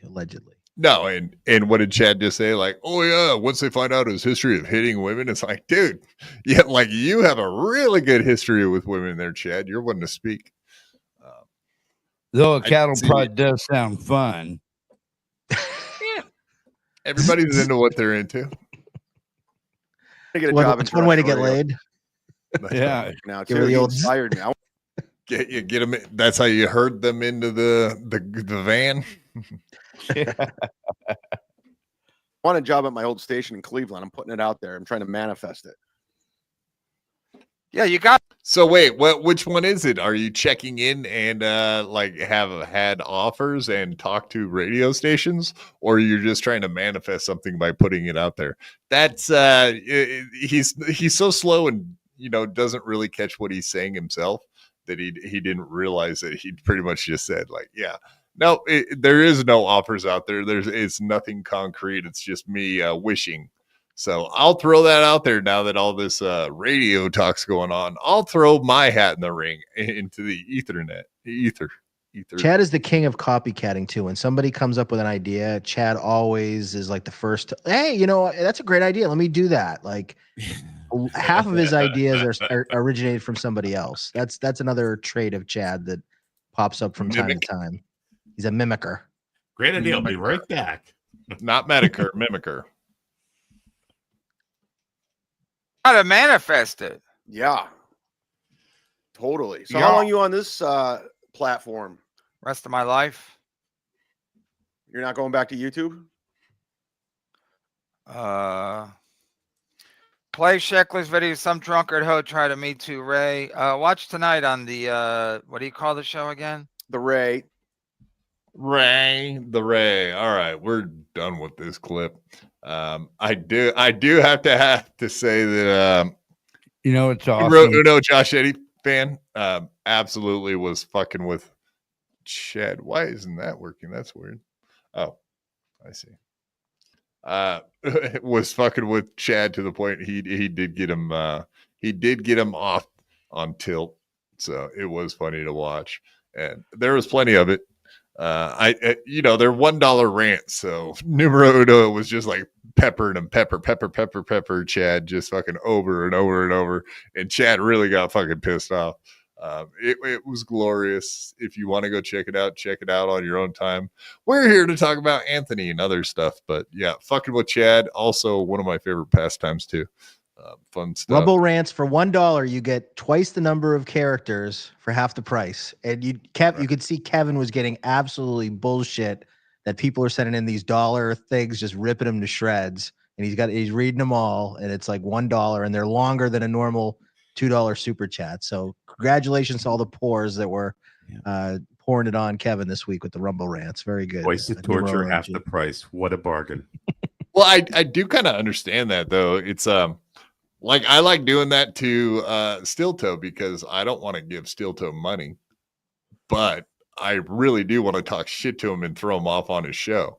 So yeah, the $1 Rumble rants were great until I got blocked. Now I can't even do that because they didn't even want my money. It's not worth it. $1 at a time apparently. Or he would just ignore him. You know what I mean? He just stopped because they were always like questions, and he does not want to answer any questions because he can't. He really can't. He can't answer those questions. All right, let's jump into Opie talking about what it's like with Robbie Goodwin. I'm going to have to get Robbie Goodwin back on. Maybe I'll try to get him on for next week sometime, maybe Monday or whatnot. Because he's at Joey C's house. Robbie right? Goodwin. The background. Everybody used that same background with the. And so I never understand why these people all use the same. I don't know. Is it a Windows background or StreamYard? It's StreamYard. Yeah. Everybody seems to have that same one. Which one are you talking about? The one on the right? The one on the right. That's the same one I think Joey C uses. As the one on the left is real. I hate to tell you, the first person that I saw when I the first stream I ever saw that used that, and I thought it was real, was a certain gentleman by the name of Eso. And I thought that was his actual house. Iso's house. Yeah. Everybody's hanging out at Iso's house. With that Is it Iso's house? Breaking news! Breaking news! The first live stream I ever saw was the original Shuley show, and it's the two of them, and he had that backdrop. And I thought, wow, this dude's got it made. He's living in a really nice house. And little did I know until I think it might have been Joey C. A few days later, he came on. And he was living in the same house. And I went, wait a second, this can't be real. And then my cognitive abilities kicked in for a second, and I realized that no, they both have the same exact house. Look at Robbie Goodwin's eyes. I love that freeze frame. That's great. Yeah. So anyway, I fast forwarded about 5 minutes from the beginning of this clip, and yeah, they talk about Pauly Shore and like Bill Maher and all these people that they dealt with that were assholes, blah, blah, blah, comedians, this, that, and the other thing. But yeah, I just skipped forward on that so we could listen to them talking about radio professionality, which Opie is full of. Anyway, you can hear it for yourselves. Entertaining.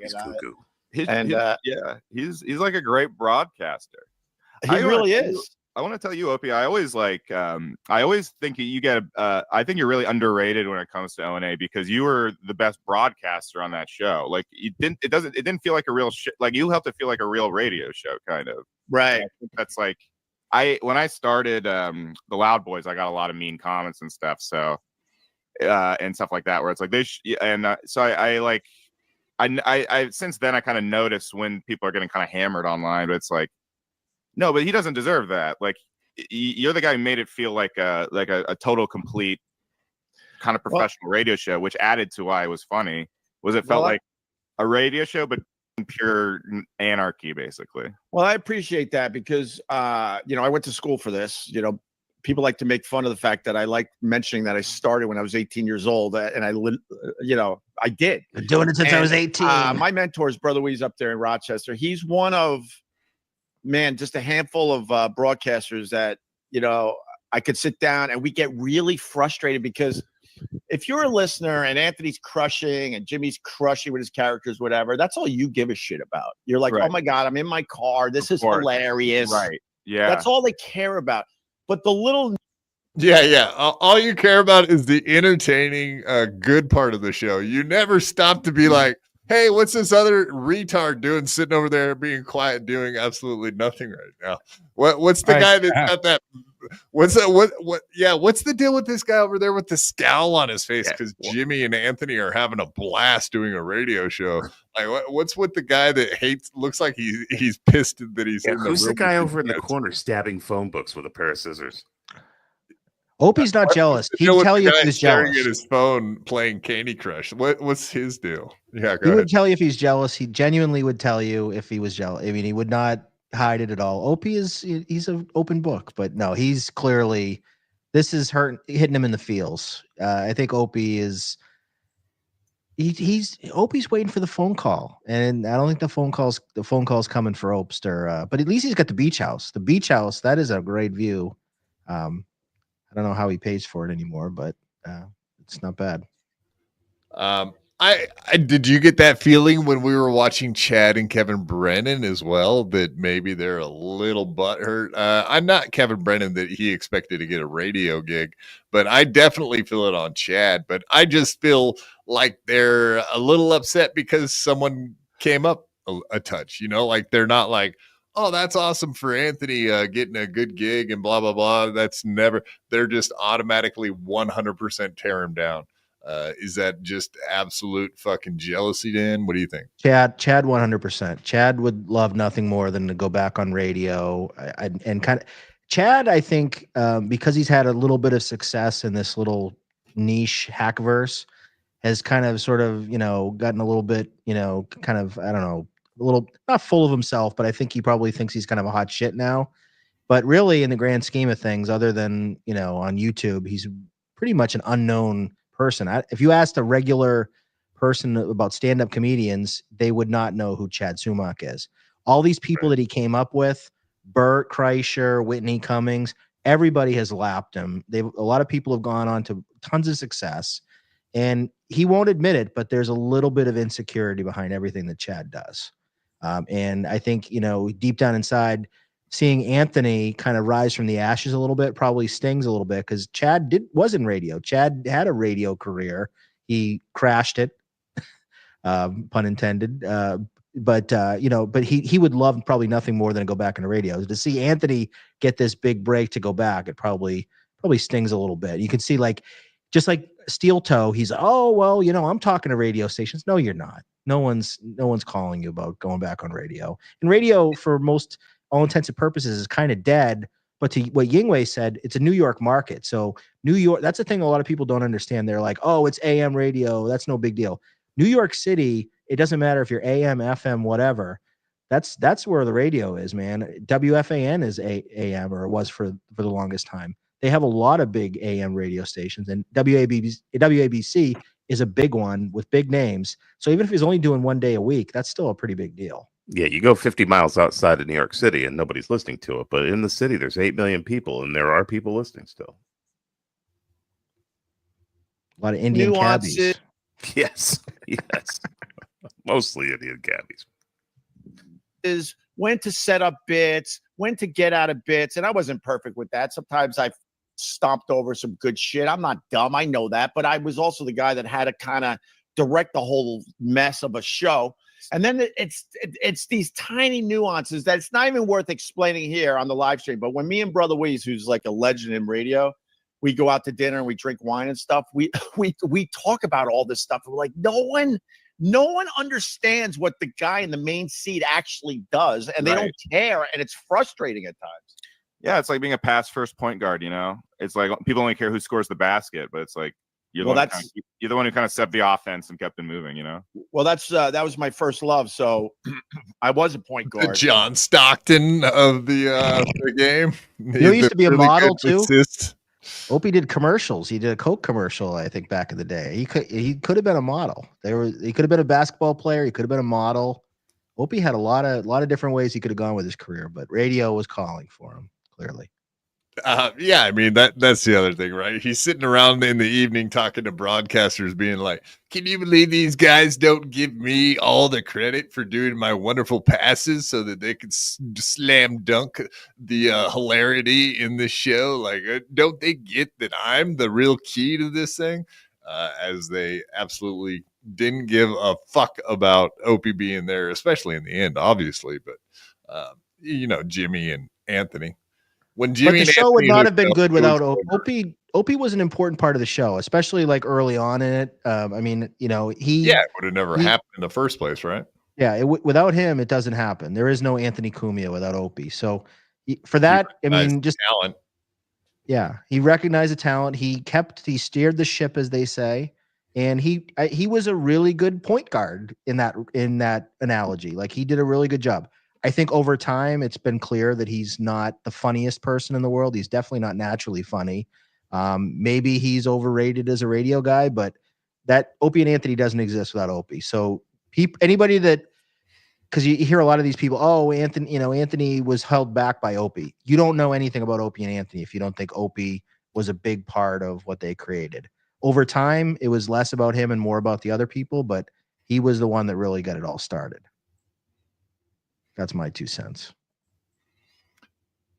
Yeah. But those conversations in the evening with the radio guys, I'm sure it was just a bash fest, right? Like, that's how I picture it. They just sit there and like, can you believe these fucking guys? You know what I mean? Like, yeah. You know how disgruntled workers are, especially. I see Opie as that guy pretty much for a long time at the end. Maybe half their careers together. They that was the last half of it was just like Opie over there with his radio buddies and Jimmy and Anthony having a blast and whoever the other comedians that were enjoying themselves. Yeah, Opie is he's a true radio guy. Like, he's one of these people that goes to like Connecticut School of Broadcasting and they learn like all the technical aspects of radio and how airwaves work and stuff. Like, he's more of like a traditional radio guy, where Anthony and Jimmy are comedians and they're about jokes and being funny. Anthony kind of was a radio guy that just sort of lucked into being with funny people. So unfortunately, over time, you know, if you're looking for the funny, Opie is not going to be not going to be the one that you're going to go with. Clearly not. Point guard, shooting guard. So when I do a radio show, I kind of have that same mentality. I got the ball. Where are we going? Are we going to Robbie? Is he going to do a fucking impression? All right. I guess we got enough out of that one. We don't need no more of that. Next clip, we got a little bit more Opie, but yeah. So your point, Dan, was about what he thinks of Cumia as far as his fans, and you know, is he jealous? It's kind of obvious at this point. It gets ugly, but yeah. So here's his thoughts on Cumia's fans and him, etc. And also he does. You said something about Opie wishes he had a chance at the rise from the ashes situation. And he does actually give some insight into that. But I know we played this maybe Sunday or Monday, but it's worth another listen just so we can talk about, you know, what we think about this. It's so obvious how hurt he is. Deeply, deeply hurt. In the butt. Ooh, my beer. In the butt. Oh, my These beer. people don't understand what they're talking about. If you remind me tomorrow on my regular live stream when I can sit down and focus, I will give you my whole rant on that. But the fact is, I've turned down a whole bunch of radio jobs since leaving SiriusXM because they just don't have the money. And, you know, that's partly my fault because I would have to start in a much lower position. But I need to make a certain amount of money. And if I don't make a certain amount of money, then it's stupid to commit to a job, pays pennies on the dollar. That's what it comes down to in the end. How much were you looking for? Honestly, I'll tell you. It's got to be a few $100,000 or it's not worth it to me. Because I need to make a certain amount of money. You know, going back on AM, I've been throwing around the number 40,000. That was more of a guesstimate by my agent and manager at the time. They were paying nothing, and I would have to sign a contract, and then I wouldn't be able to really do much of anything else. I guess I could probably continue my podcast or something. Does he understand how numbers work? I mean, that's why Anthony. Yeah, I mean, so he was saying like his agent was throwing around $40,000, but he wanted hundreds of thousands of dollars. Like that doesn't even make sense right there in that statement at all. He's talking about if he can't get hundreds of thousands of dollars, he's not going to work because it's pennies on the dollar. But that he's telling us that his agent's pitching literally pennies on the dollar of what he wants. No, it doesn't make any sense. Exactly. I think Opie was also trying to play down how much Anthony might have, because let's be honest.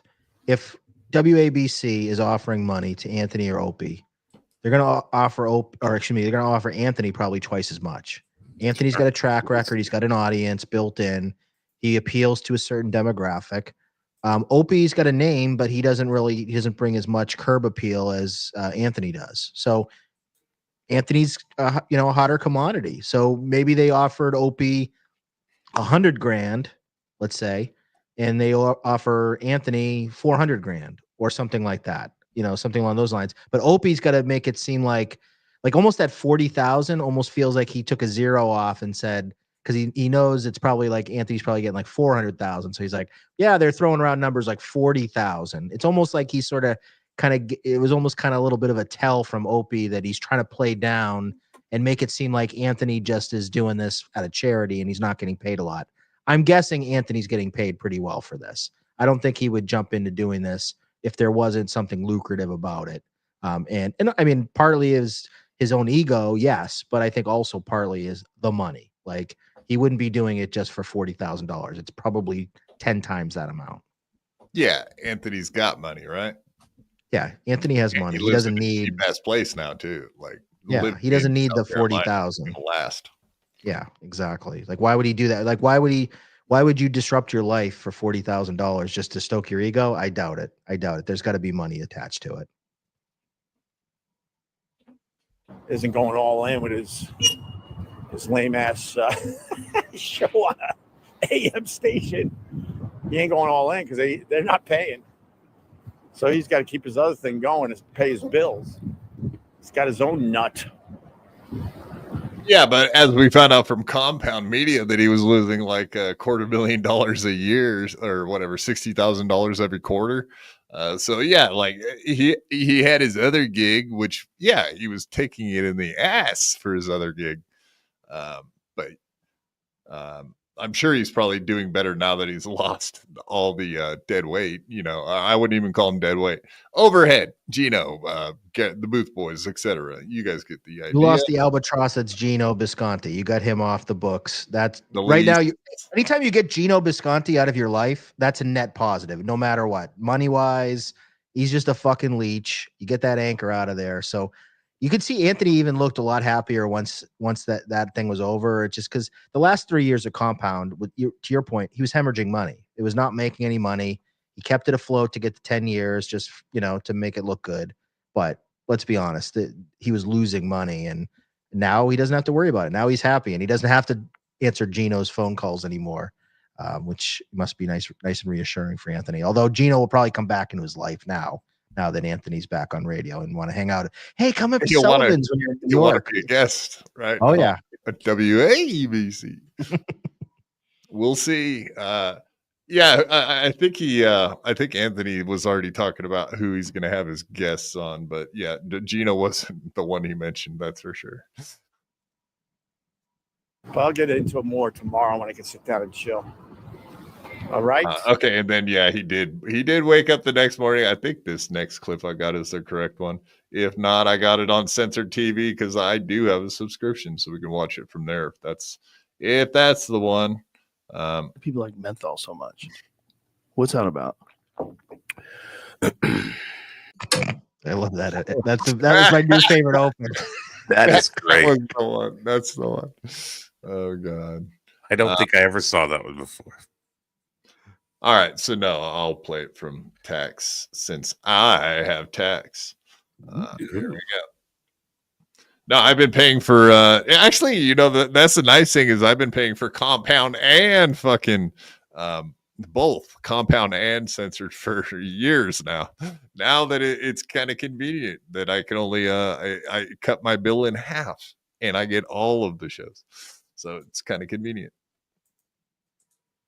But yes, of course, Anthony, he spends a lot of time on this one, but this is him watching Opie's show. So instead of, hey, tomorrow I'll talk about it more on my show, it's just Anthony's talking about it while watching the clips, which is a lot easier to digest. People there are great. Just fucking great. Did Sid's show Thursday and Friday. And then met everybody. Knew some old faces there, and everyone else, promotions and production and the sales staff and the lawyers. And it's like, I remember this. I remember radio. It's crazy radio. But it was great. It was a lot of fun. And so we sat down and talked about it, about me having a show there. And it's happening. I talked to the GM tomorrow, and we hash out, schedule and logistics for me broadcasting from right here. I'll go up to New York every so often and do the show with Sid or do the show up there live. But very excited about it. It's just this whole thing going on these days with I call it the Trump effect. It's like when he got elected back in November. That's what I'm talking about, baby. Maybe that's another. I noticed Kevin Brennan. I did like to say that too. We were MAGA. Yeah, MAGA. You guys are all MAGA, right? MAGA. That's right. So he's really pissed off about the whole Trump effect, which is hilarious. But yeah, that probably is a huge part of why Anthony Cumia is getting back on radio. I think that's probably true. There is some veracity to that. He even said it himself, so it makes sense. Exactly. But anyway, I didn't want to spend a bunch of time on that. He actually gives out some more details in the next clip I give. So, we're just ramping it up in time. I started from the beginning, and we're getting closer to today, which is the next clip we got. But this is him covering Opie talking shit, and it is kind of funny because I don't think Anthony I don't think he wants to get too much in the Opie thing because it's kind of pointless, especially now that he's got a radio gig. But yeah, he does cover what he says it is. Don't wait. I didn't even want to do this. I swear I did not want to do this. I just wanted to little news about ABC and then go on to the stuff I have for today's program. But there's just I saw a clip today. I hit play and I'm like, oh, you fucking idiot. You dope. So apologies to everybody. I will not spend as much time on it as I did, last week. But here it is.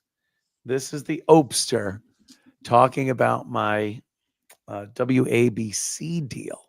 He's I don't care if he doesn't care about it. That's fine. I don't even care if he shits on it or trashes it. But he lets these trolls control his life.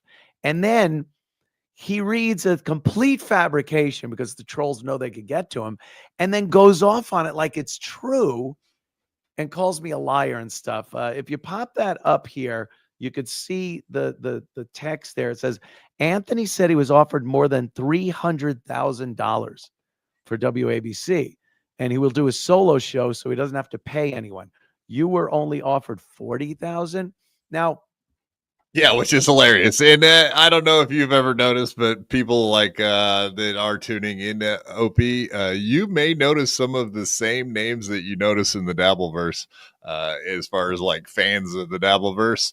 And it is so obvious that they're just only watching those shows because he reads free chat. You know what I mean? He's not like KB, who won't read anything for under $2. That's right.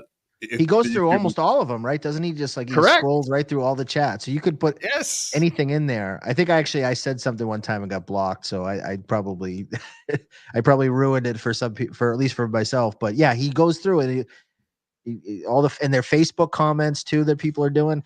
Doesn't he have the comment? It's like send Opie Facebook stars. It makes him want to do this more. So he has some tagline or something on Facebook, which I'm not a boomer, although I guess I'm close to a boomer. I don't even know what Facebook stars are. I guess that's currency on Facebook. It's I've never watched a Facebook Live. I don't know. Yingwei, do you know what Facebook stars are? Are you familiar with those? I think that you, if you're a ninja, you throw them at people and you can really fuck them up with them.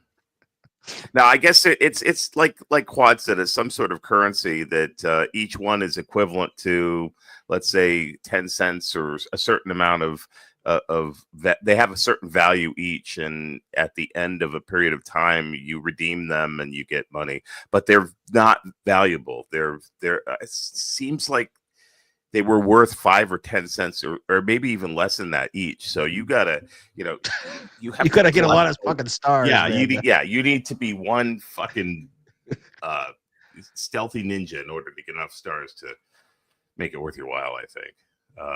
I remember hearing about how it worked, and it was it sounds like it is ridiculously not worthwhile. Yeah. So Opie basically gets up at 6 a.m. or 5 a.m, and people are just throwing pennies at him. They're just yes. throwing pennies in a jar for him. Yeah, it's the virtual way of doing something that would probably really fucking hurt if you were homeless and people were doing it to you on the sidewalk. Yeah. Yes. But I would say that most of the chatters that he pulls up are from the YouTube side. I've noticed that. And they, like I said, I think a lot of the people that are watching his shows on the YouTube side are just trolls, period. End of story. As we know, he's a locale at this point. So, yeah, that's how it goes for the locales, right? Deb from my show. If they wanted to succeed, why not just super chat? I mean, this Facebook stars business just sounds like a stupid gimmick. Deb from my show super chatted him the other day. I think she sent him like $10 or something. She said he was super appreciative because it doesn't sound like he gets a lot of. He doesn't get a lot of the $50 super chats like some people with the super chat machine work. So he was very appreciative of $10. I think he ran right up. Super chat machine does not go brrr. Nope. No. I don't even know. I don't even think Opie was offered a job over there. If he was, it certainly was not from the same people that are running the place now. Maybe when Disney owned it and he was first fired, maybe. But now it's owned by an individual owner who's a billionaire, literally a billionaire. And it's run like a mom and pop radio station, like the old days. And I know for a fact they didn't offer him anything. So maybe back in 2017, 2018. I don't even remember when he got fired from Sirius, but maybe then. And they offered him what he said, 40,000 or something like that. Good, fine, take it. You got a lot of money. Money shouldn't really mean that much to you. If you want to do something, you should do it. But Opie said he just turned him down, man. Turn him down, man. I, for one, have never discussed anything about money for this deal. You know, I haven't said a word about how much I'm making with this deal. Never mentioned it. But this troll guy, and I can't blame him. I mean, how do you not go after a guy that falls for it every fucking time? There's not one word of money that I've discussed about this whole thing. I defy you to find it. You will not find it because I have not discussed a word about money with this. But the Opster, because this guy said it, thinks I went somewhere or got online or all did right, it. Anyway, we don't have to sit here and listen to all of that. That's kind of pointless stuff. But yeah, we get the idea. He gets trolled. But yeah, so $40,000. Opie admits that's what he was offered. But we don't know exactly what Anthony's deal is, and he hasn't even sat down and signed the contract yet. Apparently, that's what he's going to go up and do a weekend show and sign the contract. But other than that, he gets to hang out down in South Carolina. I don't know exactly how that works with radio. That is kind of weird.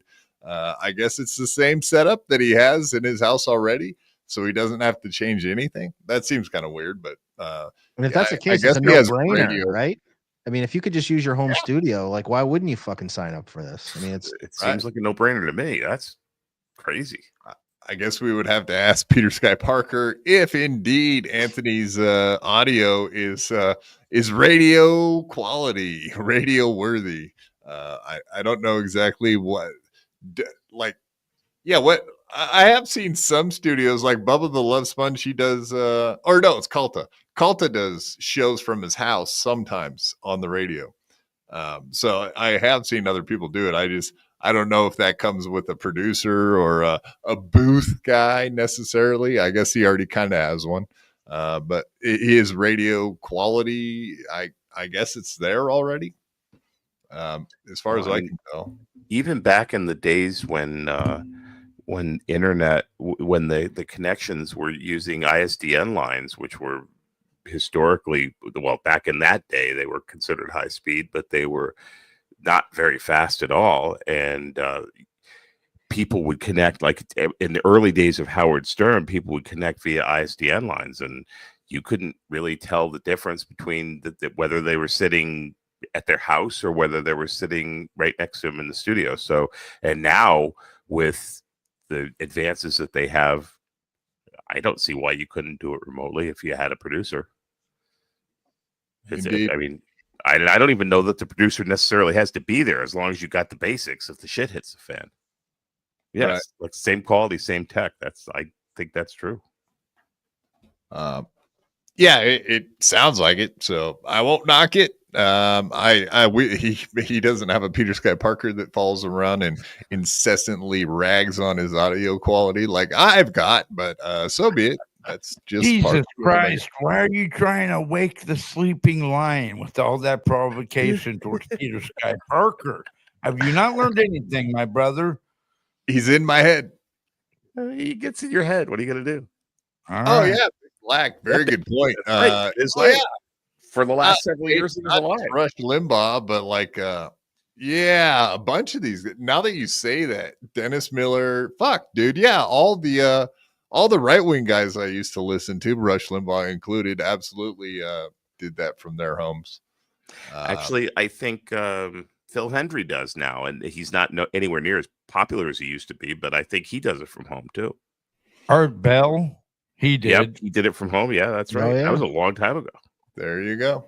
All right. Yeah. So it's totally a normal thing at this point. So there we go. We'll Anthony's audio sounds good lately. Like when he first started doing from South Carolina, he was having issues with audio, as Peter Sky Parker would probably astutely point out. But it seems like he could pull it off now. Yeah, there there was delayed and weird. Yeah, there was all kinds of issues. Now, yeah, they got it worked out. It seems like you're correct on that for sure.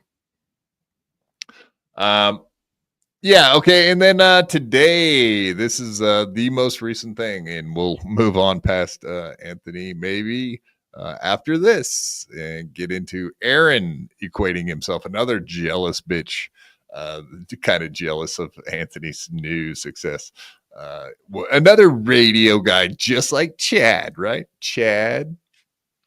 little difference between the New York market and the St. Cloud, Minnesota market when it comes to media locations. Yeah, So, number one versus 187th. You mean there's a difference there a little bit?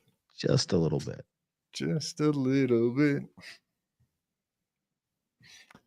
Yeah, so gosh darn it. Why do these guys make me have to change my camera spot every fucking time? I guess if I was paying attention, I would already have that corrected. I do notice my keyboard's being a cunt too. It's got a delay in it, so it's skipping around all over the place. There we go. That's much better. All right, let's play this. And now that you have WABC, this is the place where you say horrible things. And Yes. WABC is where you keep the gold or the Where I need the FCC compliant stuff. Right. Which I never. Yeah, so Kevin was talking about that earlier. The F and the N's and the et ceteras that you can't say on radio because of the FCC, of course. But yeah, he still has censor.tv, which works out perfectly for him, I think. He'll be fine. Ever, in my wildest hallucinations, Gavin, thought anyone would be so stupid as to bring me back to no, I never thought I'd be back on broadcast radio. It's just insanity, but I love it. I mean, I love the prospect, the idea of me being on regular radio. Well, I remember you had discussed the idea of doing, like you said a long time ago, if I move to Greenville, let's just do garbage local like traffic reports for 40 grand a year. Because it'll be over fun. right outside Greenville or something. I kind of looked, I didn't really pursue it though, at some of the talk stations down here. And I thought, it could be fun. Just, I do this show and, it doesn't take a lot of time out of my schedule or anything. And I have plenty of other time and I enjoy the out of doing this.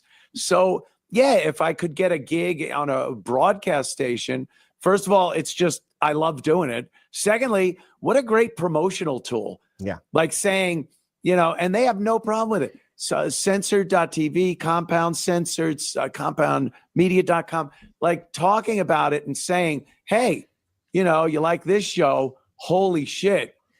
Wait till you see what we do when there's no FCC in the way. it's a great promotional tool. You can't buy advertising like that. Well, that's So yeah, there's another huge reason for him to be on radio, no matter how much money he's making on the radio station itself. Even if let's say he was making 40 grand, but bringing in new viewers, on, so we're talking about AM radio there in New York City, but all the other 250 places that it's aired are going to be conservative people looking for stuff. So if they like Anthony or maybe they're people that are like, oh, Anthony's back, and then find out about his other thing. I know there's a question about the syndication. Even if it's like a lot of these conservative things, even if they're loosely syndicated, like even if it's gets picked up in a few other markets or something, or maybe they work out some deal where he's, pops up other places. That's huge. I mean, that like one of the biggest problems with Compound Media is they couldn't get new subs because they were behind a paywall. This is a way around that. You get, I mean, it's almost worth it for free. I'm not that he's doing it for free, but like maybe there's value in that publicity, even if it was only 40 grand a year, for instance. Bingo. Exactly what I was thinking, man. Obviously, that's what Anthony's thinking too, right? Like a worst case scenario, he's selling new subs to Censored.tv. Every one of them is $10 a month. So yeah, what are you talking? $120 a year out of a person that's going to come check out Censored.tv. So I know they've been stuck at like 26,000 subs ish. Over there, and they've been stuck there for quite a few years now. So yeah, like you said, there just has not been a way to advertise it or get it out there. They had the clip channels on YouTube, but it's hard to say how effective that is because people will go watch those clips, not necessarily go look up. Maybe not as much as someone that's truly just a conservative and wants to see like conservative talk radio, which Anthony really is. These two are like the free speech conservatives. There is not a place you can go find people just saying whatever, the N-word. I know that's an easy one to bring up, but it's everything else that they talk about. And whatever, I know Rumble, but no one's going to find you on Rumble. You know what I mean? And then they don't make money on Rumble. Even Kevin wasn't really killing it on Rumble as he's taken this week off. All right, let's play a little more of this. That's why I'm sort of like treading on kid gloves. I'm so nervous about it because I don't want to break the Fabergé egg that this deal is. Like, what do they know that there's idiots out there who will bombard them with garbage and 100% of them are retarded? I spoke with the GM yesterday and we were hashing over some stuff. And he said, he goes, the feedback has been unbelievably positive. Like people are really excited about this. He goes, there have been some people, and I go, wait, I'll tell you what they said. Right. I can tell you because this is something I've gone through my entire career. My family has had to deal with this nonsense, and they'll send you emails. They'll send emails to the bosses or everybody saying what a horrible racist white supremacist I am and stuff. And he'll say, thank you. I appreciate that compliment. I resemble that remark. And they understand it completely. They dealt with Sid's baggage when Sid Rosenberg first started there in mornings. What was his baggage? It had some baggage about shit he said and did. He had like a legal issue. But yeah, so same with like Opie, right? They were willing to take Opie on, just not paying very much. But yeah, this WABC place seems like the rehabilitation for naughty broadcasters. Maybe that's the way to put it. News and things like that. Nothing. I'm not telling tales out of school, as my mom used to say. Don't tell tales out of school. And it's what. So they dealt with it, and he's doing very well over there. They're very excited to have me on board, and all the employees over there are just, they've been fans. They're really excited and psyched to have me part of WABC. How many markets is it in? You said like 200 something? Well, the WABC itself is just New York, right? But they own a syndication company that has 388 and growing every day. I think they're adding another 388 stations that they're syndicated on across the country. So I do a show, and one of these syndicated stations go, yeah, we needed 2 hours to go here. They'll just grab it and put it on their station. Oh, so it's not guaranteed that every single show is on all 388. No, It goes in a pot, and anyone can take from the pot. Yeah, I'm starting out very modestly here. I don't have an announcement to make as far as days and times and things like that go. My goal is to do, and what I want to do is an hour or two in middays over there. But even I understand the baggage that comes along with me. You might want to test me out a little bit in maybe a more obscure day part for a few weeks before we look into putting me somewhere else. Well, that's what I wanted to get at. I've been thinking about this all week. You're my mentor. You taught me everything I know. You've been doing this for. All right. Anyway, so they talk about what he possibly could be doing on the show itself, which I think Anthony probably has a pretty good idea of what his attack is going to be. But I don't know. All that stuff seems very, now that you get a little bit of more of the detail. The syndication thing is huge. Some of those markets will pick him up for his name recognition. Like they need a 2-hour gap on like a Sunday afternoon. They'll pick up his weekly he could end up carving out like even like a weekly 2-hour show that gets picked up in 300 markets and gets his name out there, and he gets back into kind of the radio. That's big. Like there's a lot of potential there. And these conservative radio thing, I know people, joke about, AM radio and, who's listening to it? Boomers. Yeah. Boomers are listening to it. Those boomers that buy those silver fucking coins and gold bars and Trump playing cards and whatever else they buy. Luxury cars and a lot of Cadillacs. Stuff cost a lot of money. Yeah. Yeah. Yeah. So it's kind of a no-brainer for him. I think anybody that poo-poos and says it's not a big deal, like you're hating, you're being a hater. I think it's a really good thing for him. I'm happy for him. Anthony Cumia is a radio legend, whether you like it or not, whether you agree with him, whether you think he's a piece of shit, whether you think he's a racist or likes underage girls, whatever. I mean, there's a lot of baggage with Anthony, but he is a radio legend. Well, I mean, if you even think about it, like how many people even know that much about Anthony other than, it's Anthony Cumia from the O&A show? Like, I used to love that show. They might not even know any of the baggage. Like they'll just hear the name, like you said, namesake for sure. But why wouldn't a conservative station in a local area pick him up just to be like, we got a new Anthony Cumia, brand new on our channel.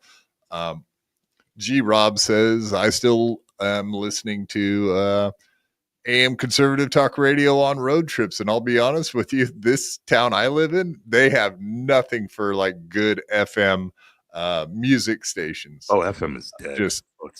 I listen to AM.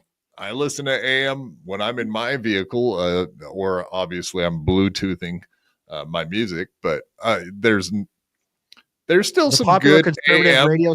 There's popular AM conservative in Boston, and Boston is like one of the most liberal fucking radio markets in the country. But there are people that want to listen to it, and there's always a market for it, no matter where you go. So there's a lot of that opportunity. I mean, if you're talking about radio, conservative radio has always been a stalwart of successful radio stations. FM is so dead here in upstate New York that they simulcast the AM conservative radio talk show station on 2 FM stations. I'm curious, where does one go about finding a radio that has AM on it still? Pretty much in the car. That's about it. You find one in your garage. Go to your grandpa's garage and you throw a battery in it, or you put a couple of wires together. Yeah, man. Yeah, I mean, how old's the fucking car to have it still? Shit, I don't think they've had AM radio in cars in 10 years, have they? No, mine has AM. I just bought one, I don't know, 3 years ago. A CD player? No, it has a CD player. I just got 2025 when I was in Florida a couple weeks ago, and it had AM, but it was hidden down in the menus. It was there. I only knew it because I was trying to get Sirius XM to work. But It's for the poors, honky. The poors that don't have Spotify or Sirius or anything in their car. They go to the AM FM yeah, station. man. I can't remember the last time I got an automobile. There was an AM radio option in there, but that's groovy, man. If you went in my vehicle right now, my van, and you turned on the radio, it would be on 1440 AM. You're going Quad's rape van. Quad, I totally believe you. I'm not denying that. I'm just saying I have not seen him in any new automobiles in 10 years. Quad can also hear every garage door open and close in his neighborhood on that radio. So that's kind of cool. Nice. Yeah, we got those frequencies down. Yeah, I'm sure. Quad, you have one of those like the elevator thing, right? For your van? Is that you have one of those? No, it's got a ramp that just like comes ramp. out, drops down, cool. and hits whatever. But I know what you're talking about. Yeah, they got two styles pretty much. Nice. Yes, I like elevators. Even and puppy dog tails. How pissed are you when you go to a store and they're not ADA compliant? Like you can't you can't get into them. Do you ever run into? Do you ever complain? Restaurants. Oh, I've had that problem with restaurants. Mostly not. Nice ramp, stupid. Jesus Christ. Are you serious? This guy's the funniest motherfucker ever, dude. He is really funny. He's giving me the business pretty good. I love it. But yeah, nice ramp, stupid. Nice name for a podcast. Nice There's ramp, a new podcast. Yep. That's my next podcast. Yeah, every once in a while, I'll run into a restaurant or something that doesn't have a ADA, and I don't even sue them, even though I know that there's people out there just go fucking heyday on looking for places that aren't ADA compliant. Dirty look, though. I know, like the pawn shop at my local, the best one in town, it does not have a ramp in it. So like, I can't even go look at their nice jewelry and shit like that. You know Every what I mean? time he tries to go in there, they give him $100 and they try to take his wheelchair, which is really embarrassing. Yeah, not even fair. It is. That is kind of a downside as far as like jewelry and stuff, because or whatever. If you want a nice gun that's used, fucking pawn shops are great for that kind of shit. Whatever, stuff like that. So it's a bummer. I do think that's a great idea for the AM. I don't know if you guys know this, but that's not the only other thing. They have this new comedy gig they're going to be doing with Josh Denny this year. So it's maybe that's another part. So you see, patriotic comedy event. The last one was End Racism Tour. That was when Biden was president, but now that they don't have to worry about that shit no more. Now they got this new one. So their first gigs in LA and somewhere in Florida. I forget where. So anyway, yeah, they're back at it, man. They can shout out their dates and talk about all their comedy tours. And Josh Denny's an interesting addition to that. Is he a prominent conservative comedian? I know he's Melton's old buddy, but he has really leaned into the conservative stuff. Okay. Yeah, I mean, allegedly he got canceled. Melton says that he got canceled because he sucks from the Food Network or whatever. He was the Man versus Food. He replaced the first guy. And then he did a few episodes and then got shit canned. Really? Melton says it's because the numbers sucked, and Denny says it's because he was outspoken conservative voice on like Twitter and shit. So I don't know who to believe on that one. We can speculate. Denny's telling the truth. We don't know. I read about that, actually. I didn't know who he was at the time, but I read about that when it happened. Yeah. So what happened? No, I just read it. I read his side of the story, that he felt he was shit canned because of his political views.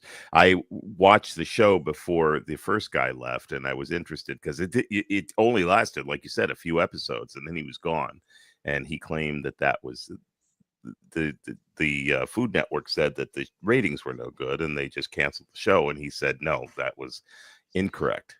And the Food Network has been kind of wishy-washy about their political I mean, what the fuck is a food channel have to be political about? But it just depends on who owns it and runs it. If the people that own them and run them are super liberal and they don't like anybody conservative, then they'll find a reason to get. And rid they of really your started. They really started to lean in the woke direction, and then all of a There sudden you he go. comes on, and then he's gone. And so there certainly There it seems to is. be some evidence to that. It may be circumstantial, but some evidence to that effect. I think. Reverend food Billy, one. $2. A Yeah, lot. the food. Yes. Yeah, versus the food and one. the food Right, one the that food one. curse you, When it food. came to Denny. Yeah, curse you. See, this motherfucker's he's on point every time, dude. There you go. Nice ramp, stupid. I will not forget that anytime soon, guaranteed. Reverend Billy, $2. A lot of people in Southern Oregon still listen to AM. Yeah, dude, we're fucking hicks. We live out in the middle of nowhere. Of play course, the AM banjo. works out here. When are We're they all going to do the fucking- Idaho Yep. Oregon thing? Weren't they talking about like Right cutting where I off live. half of Oregon and then moving It's to more Idaho? like 3/4 of it. It's like if you look at it, it's like 3/4 of the state. It's a lot like every other state in the United States. The Once you get away from the cities are coast, blue. it's The cities are conservative. blue. There's 3 cities that run this state, and they're all like right together on the northwest corner of the state. The other 3/4 of the state fucking don't want nothing to do with those people. That Eugene, one- Salem, Portland. That's it. That one blue part in the middle, they should just dig that out and fill it up with water when it happens. Well, because it's gonna by the make state coast. We look could just fucked let up. them have that spot. No It's problem. gonna make the state Easy all money. fucked up. Fill it up with water. Make it Well, nice look big at fish.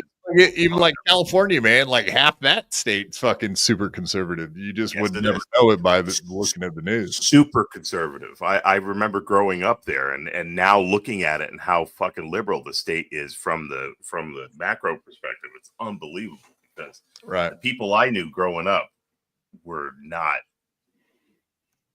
They were the But Jim yes, Dornan. you're types. correct. They were not.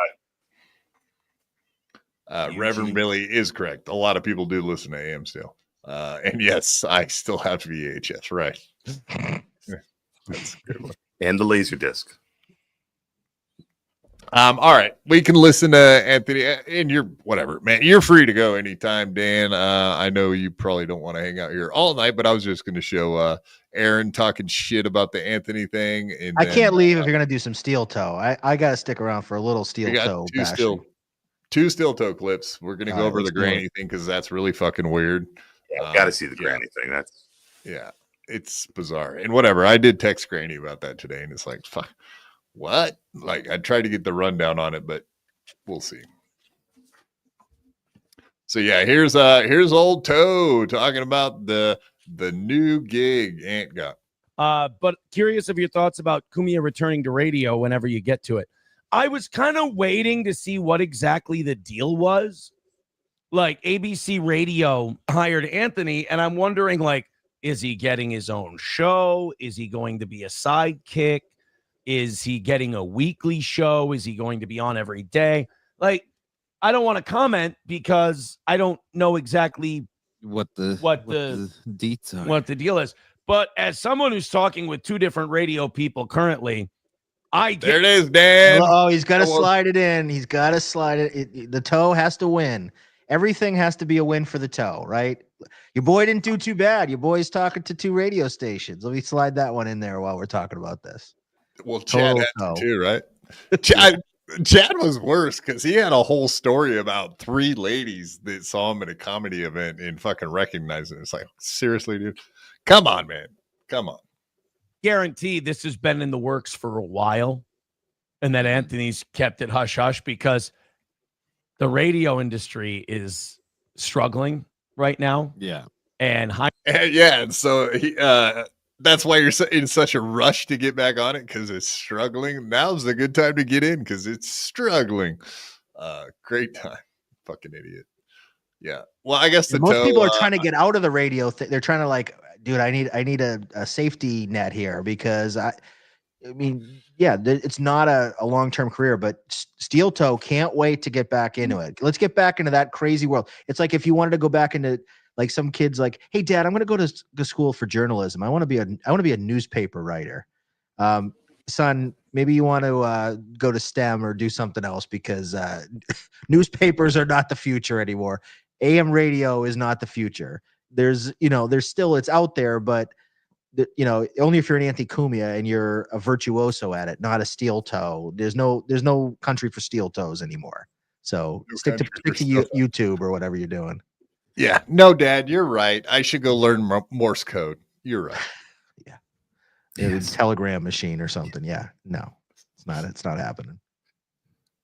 Hiring people is like a move now. Like hiring people in radio is, I mean, that's a weighty decision for them, because the majority of them are cutting, or they're at least trying to hold still or cut.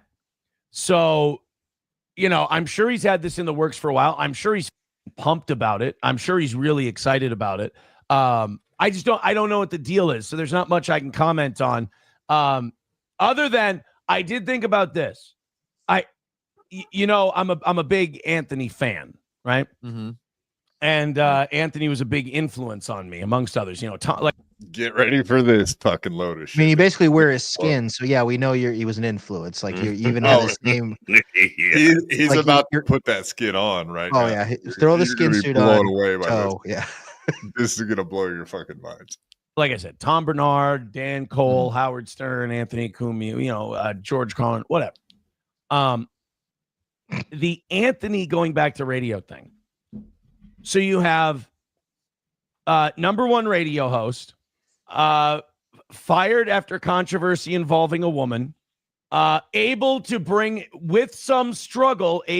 himself to the internet and keep his boat afloat, has legal issue involving a woman, and then ultimately returns to radio. Can we punch Johnny right now? About again? I'm one step away, and that step is getting closer every single day. It's creepy how much I'm mirroring this son of a bitch. Johnny, did we wake you up? I'm sorry, God, Johnny. yeah. Really is weird. It's weird. We'll see how far the shadow extends. So holy moly. Me and Ant are the same person.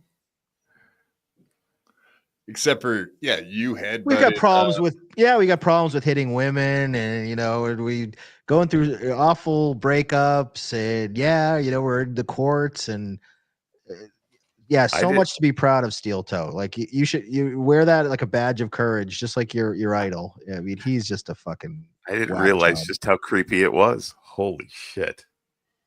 Yeah, that's about as creepy as it gets for someone idolizing. I almost feel like he might try to go to New York City or whatever, South Carolina, and like kidnap him or something.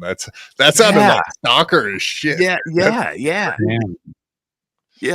Like Cumia comes out of his house late one morning, and there's a guy standing in his fucking shrubs with a burlap sack and just puts it over his head and throws him in the trunk, and then you don't see him again for 2 months. Or even worse, he comes home and fucking Aaron's going through his panty drawer or something. Oh yeah, looking for the spice. Yeah, essence. Right. He needs his fix. He needs that come. Neil Buckman, WABC just let go its top 3. Well, now they got a top number 1 all timer. Well, some of them are going into politics, right? Like there's that was part of why the slots opened up for WABC, I thought, if I'm not mistaken. Like there's Curtis Sliwa, whatever his name is. I think he's going into politics. Curtis Sliwa? Yeah, the Guardian Angel guy. Yeah, like a couple of the radio. So Shmuel, I don't know if you're being, if you're kind of being sort of half telling the story here, but there is turnover at WABC, but a lot of it is because these are political people that are going back and like running for office and stuff. See, okay, Shmuel, see, they're all running for office. So there were slots that are opening up, and I think what Anthony's hoping is that he'll get one of these coveted slots because there's all this rearranging going on with the positions at WABC. And once again, he's got a good a shot as anybody to fill if there's an opening, like a midday or an afternoon slot or something. You would think like, hey, he's got the experience to do it, but they probably want to test him out for a little bit, make sure that he's still got the chops for radio, because he's no spring chicken either. I mean, he's 65 years old, or going to be 65. So I would think they also want to make sure that he's not going to start yelling out N's and F's in the middle of things too, that he can still keep shit under control. That's even Anthony self-admittedly was saying that. Yeah, they want to test him. It's just the FNs don't. Yeah, you can't really do that on a regular AM radio. They frown on the FM. I mean, FN they're talk. they're on a delay and all that stuff, so you can probably get away with it here and there. But if you do it, you're going to keep doing it, and it's eventually going to catch up to you. And he definitely has cleaned up his verbiage on Censor.tv. I've noticed that myself because I watch him every day. When he first got on there, he was going pretty hard. So that's also what makes me think that dipshit here doesn't know what the fuck he's talking about, that this deal has been in the works for a long time. Because the second Anthony was on Censor TV, he was dropping bombs left and right. His Twitter was off the hook. Like over the top kind of shit.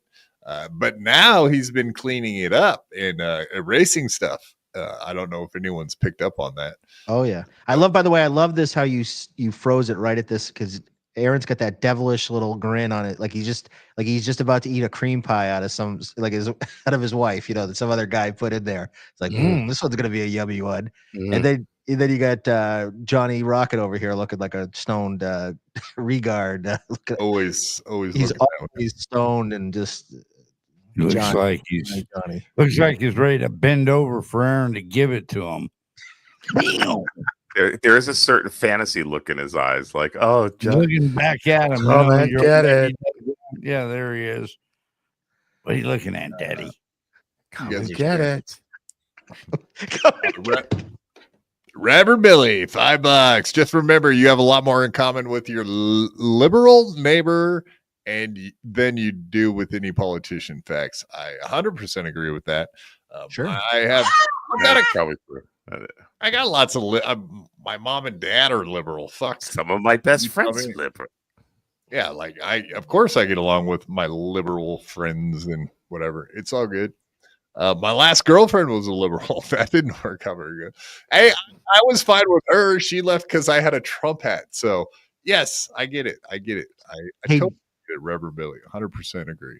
Hey, Quad, you don't have that video of Johnny deep throating the bong, do you? You don't have that one? Do you have that one? Not at all? fucking at hand, but I mean, I could pull it up if I went and looked for it on fucking Steel Toe. Coach Bickle, there was a request in the chat for that. That is crazy. He literally puts it in his mouth like he's sucking on a cock. Down his throat for sure. I've smoked a few bongs back in my college days. I never put the glass pipe thing down my throat like I was deep throating it. It's very Not weird. A chance. Same here. Never happened for me either, buddy. Well, just think he can make a lot of money in his spare time, probably. Maybe, possibly. Diesel the Rottweiler, member for 4 months. Aaron, getting a show would be so fun for us. Yes, indeed. Are you saying that you're one of these trolls that likes to enjoy yourself fucking around with people? I do think it would be funny, sir. Diesel's the man. Good man. Yes. Salute to Diesel, indeed. Salute. Thank you, sir, for being a member for 4 months. We do appreciate that. And yes, Reverend Billy, of course, we can deal with our liberal friends and family. Yes. We could deal with all of it. They get on our nerves, we just lock them in the closet. That's all. That's right. I don't know if there's anything else in this one. Let's see. And then I guess, if his comeback goes well, that's a good omen for me. It's like Groundhog's Day for me. But if a book comes out, we find out that the whole Opie and Anthony thing broke up over wife swapping. God damn. Yeah. And then it goes to, Anthony's first divorce. There were threesomes and all that. So. Oh, shit. Never mind. You guys were right there. Thick as thieves you are. I mean, what do you do? Clopogram saying Johnny has more excuses than Nick Rekieta. Bro, that's a low blow. Ooh. Excuses for what? That's a man with a shitload of excuses right there that he's comparing you to. I don't know. No, Johnny, I didn't. No. All right. There is nothing in that clip. So yeah, let's just move on. Here we go. I'm glad you said that because I was really starting to wonder what was going on. It's kind of pointless. No, I see on Twitter today. I don't really have to show my Twitter, but go check out BYB at BYB_podcast on Twitter, and it's right there. You can see it right there for yourselves. It's on the Chiron down to the bottom of the screen. But yes, if you're wondering where all of our social medias are, they're all on our link tree too. So if you can't figure that out, I can't help you. But yeah, today I retweeted something Aaron put out there, just really obscure, and then Nick Ricada chime in. So I was interested to see that. Do you guys want to see it? God damn it. I don't want to. Let's pull it up. It's too easy to go look for my Twitter. Let's make sure my messages aren't up. All right. Where's my Twitter? Well, show it. Show it, you sons of bitches. Show me. Rat bastards. Where's my Twitter, fucker? Well, how do I look at? I've never looked at my own fucking Twitter. Oh, I know what to do. God, I'm retarded. Honk, are you sweet for those pretty antisocial gals? With yeah, he really is. Well, I'd like to get caught between both of them a big old pudgy Oklahoma sandwich. They're kind of growing on me. At first, I was kind of giving them the business a little bit, but I kind of like like their sassiness. They're very sassy gals. Very sassy. It's always good for a threesome. Two sassy broads. So yeah, just out of nowhere today, Steel Toe says, I thought it was the cop's hands or a false positive. Those must have went up like a lead balloon too. Not surprised, repeat. We admitted we were powerless, that our lives had become unmanageable. That's a quote. Do you guys understand this? I thought it was the cop's hands or a false positive. Those must have went up like a lead balloon. Not surprised. Like he's referencing nothing out of nowhere, and that was a standalone tweet. There's Nick Ricada has been. There's been some back and forth with Nick Ricada and some other people. I looked at Twitter today, and there's nothing about any of that on there. Okay, because I think this is like a subtweet towards Nick. That's my read on this. Is it's not though? It's not up. No, there's nowhere up to go. And I looked at Ricada's. There's nothing there that he responded to, so it's just like a standalone. I scoured through Ricada's fucking Twitter because Nick had a comment about that his daughter was never given drugs. She was fine. So, anything that Aaron was saying about it is bullshit. I don't know. I think they're both, unreliable narrators at best, right? I mean, they're both, full of shit to some extent, but it's kind of one of those things. Like everybody feels like they got to take a side with these two guys, and really, at the end of the day, they're both kind of. No, I was calling out Aaron. I'm just calling out Aaron on this one because I don't really think that 9-year-old was high on cocaine. Like I highly doubt that.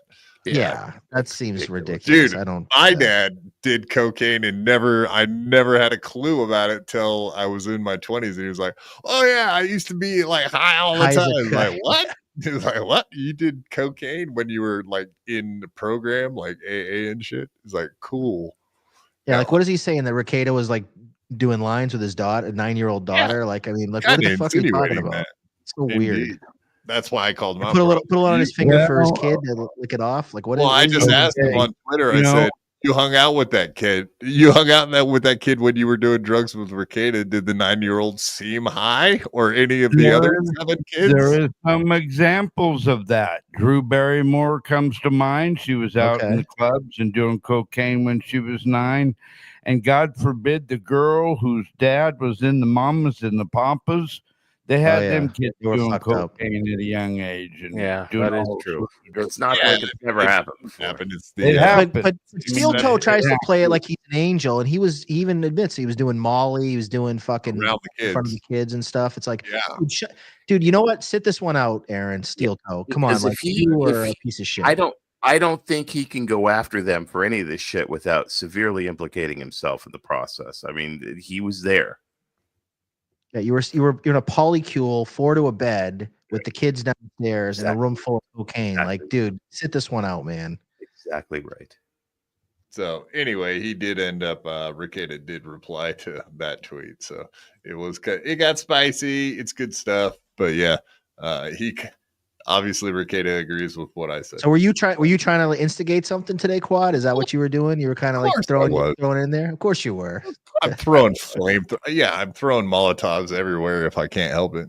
And it's so funny they take the bait every time. Like Ricada and Aaron just love getting in this drama. Like if I was in this situation, I'd probably shut my Twitter down and like go radio silent for a year. But these guys are so addicted to just, going back and forth and telling their story and being Mr. Popular. And I don't get it. I especially if I had a legal case. Although I guess Nick is out of the woods mostly, right? I mean, he's just on probation at this point. Yeah, he just has to get that plea deal through the court, and he'll be on probation for 5 years. And end of story. I'm Imholte. I would not be talking about this stuff, man. He's got it's a felony, right? That he's got out there with the revenge porn. Yes. Yeah, that's the thing. Like he's got the felony and the misdemeanor with it. I guess the felony part of it is intent to harass. So obviously it's on the prosecutor to prove that he had intent to do that. Otherwise, it will just be a misdemeanor. Do we think he's going to do time for this? If the felony part of it sticks or the plea deal he accepts is partially a felony, then probably have to do some time. That's so funny that he'll do more time for sharing nudes of Kayla Ricada than Ricada will do for whatever he got charged with. Dope around. That's it. All he ever got charged with was the dope in the end. That's all he was charged with was dope. Another win for the toe, Yeah, another win for the toe, yes. Yeah. Yeah. That's that's very subjective, winning with the toe. Every single negative aspect that goes towards steel toe will be somebody else's fault. Bingo. Every single bit. All right, I just got this last little ditty about Granny, and then we can maybe wrap this show up here. Let's get this one in. I think it's just the beginning part, so we'll just watch the beginning part with Granny and then shut her down, discuss. So my friend Granny. Let's start with that. My friend Granny. I would be very curious to see if Granny agrees with my friend and my friend Granny. Like a stretch. A little bit. Even if they were, I don't think Granny would publicly admit that. Like he wouldn't be like, "Yeah, he's my friend." They would have a year ago. I love him. Yeah, well, a year ago he was a year and a half ago he was at the fucking anniversary show down there. The 9th anniversary. I love that motherfucker. Wrote me yesterday. And I wanted to know if you guys remembered this because I didn't. I didn't remember it. I'm not saying he was shaking me down or anything like that. That's not what I'm saying. But Granny insisted that when he went to rehab, I raised money for him. And that I owed him $140. Now, I don't remember doing this. He sent me the episode. I listened to the episode. And I couldn't find a part where I specifically said, I mean, I did say, let's knock out the goal tonight for Granny. And I think Granny claims other people took that as me raising money for him. I don't know. But I did tell him, look, man, if you say it happened, it happened. Things are going pretty well for Steel Toe right now. Here's $150. There you go. He said, no, a lot of your biggest donors. That's what he told me. He said, a lot of your biggest donors said you did that and they're upset with you that you didn't pay. And I don't remember. And he was coming in pretty hot. And it was like he was really aggressive about it. And I was like, okay, I argued with him a little bit. I'm like, I'm sorry, man. I wasn't being a dick. He even said, you're being passive aggressive. And I wasn't. I was like, I really don't remember doing that. But if you have the clip, whatever. And he sent me the clip and I listened and I'm like, this doesn't sound like that. But I could see where someone could take it like that. Cause like for Granny. And I'm like, well, I don't want people to say that they donated to the show thinking it was going somewhere and it didn't. So here you go. And I gave it to him and He was cool after that. Like after that. Well, I really can't see. I really can't imagine Aaron would send him $150 if there was even like a question mark on what he was saying. Like there has to be more to this. And I hit Grady up, like I said, and he said that it's not, as usual, it's not how Aaron represented it on this clip. I guess we don't really have to hear anymore because that pretty much represents everything Aaron was saying. Was that he said, "Hey, let's hit this goal for Granny." But yeah, so apparently a bunch of the big spenders over there at Steel Toe have been hitting him up about paying out some money to Granny. So that's kind of interesting. Spenders, are they like local Minnesota people, like his pay pigs? Is that how that works? Yes. Yeah, almost all of them are local to probably have been watching the radio station and their Twitch before they were even on YouTube. It's like the Toe Boys and all those guys are Minnesotan dudes. The Toe Boys. But yeah, so I this is kind of a weird controversy, and obviously Granny in the mix. My friend Granny, and then he gives him $150. Like I'm I glad said, Granny shook him down for 150. That's pretty good. Good way to go, Granny, man. That's so awesome. I saw the clip this morning, and when I saw it and watched it, I was like, "What's this? What's this about?" And I watched it, and the first thing I did, I texted Granny. I was like, "That's fucking hilarious. Good job, dude. That's a great troll. You actually got him to pay you." And he texted me back. He was like, "No, man, I'm serious. Like he did actually raise money on my fucking behalf for." He said, "I went back, found the clip, sent it to him. He watched it, and he was like, "Oh yeah, I can't argue this." And he sent him $150.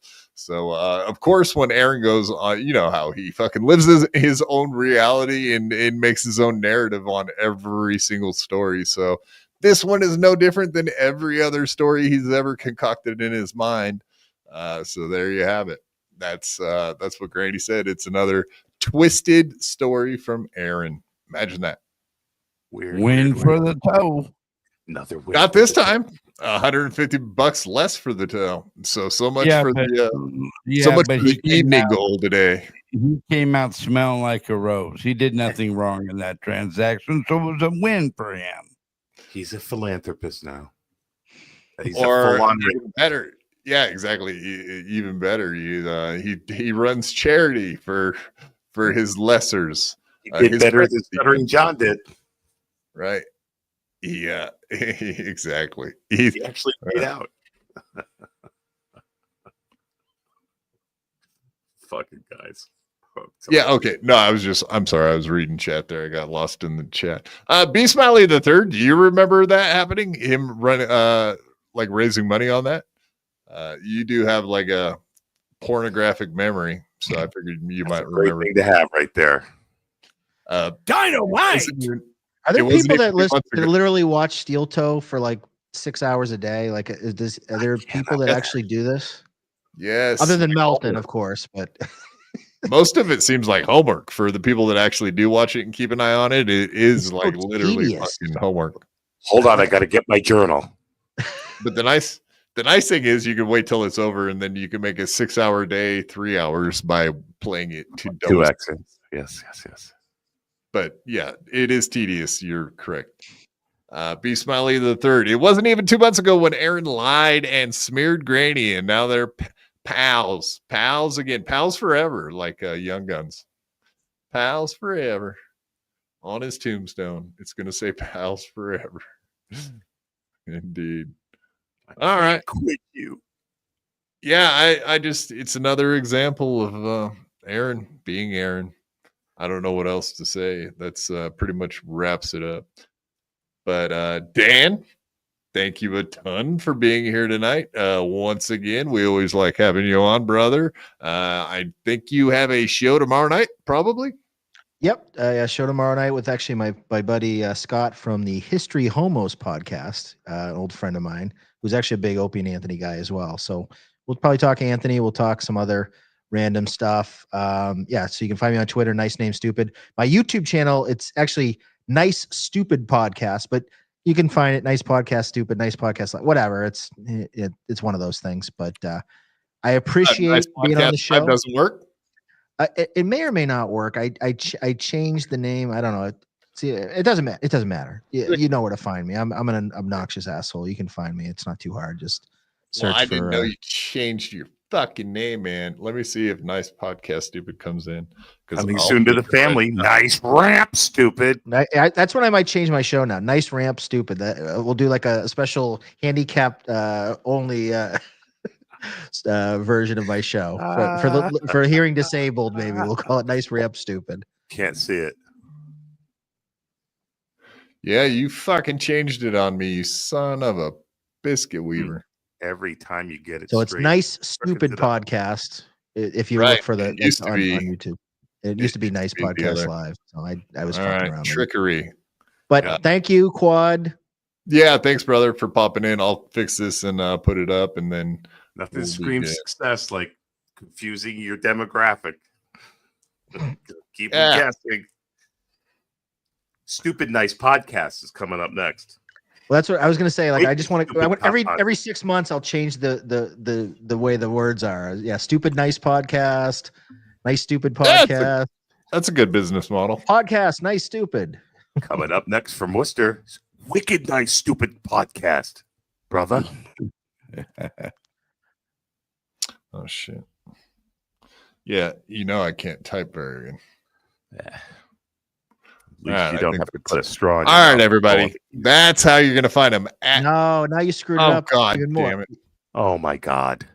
Just fix it for next time, Quad. It doesn't matter. You already ruined my plugs. 3 hours and 10 minutes and you fuck up my plug, Quad? Come on, man. No, I usually jump off before 2 hours later. That's what you fucking get for typing with your knuckles. God damn it. Do you type with the knuckle? Is that how you hit the button, Quad? Thumbs. All thumbs? I'm all thumbs. Yep. Boy, if we get you up and walking by Hackamania, I hope we get those hands sorted out too. Because that would just be cruel. When you give him like the Terminator hand, like with the I'll be back. Animatronic fingers. That would be awesome. I'll be back typing like a motherfucker. Okay, is this right now? I think you got it. We'll go with that. Yeah. The Still last wrong, one, right?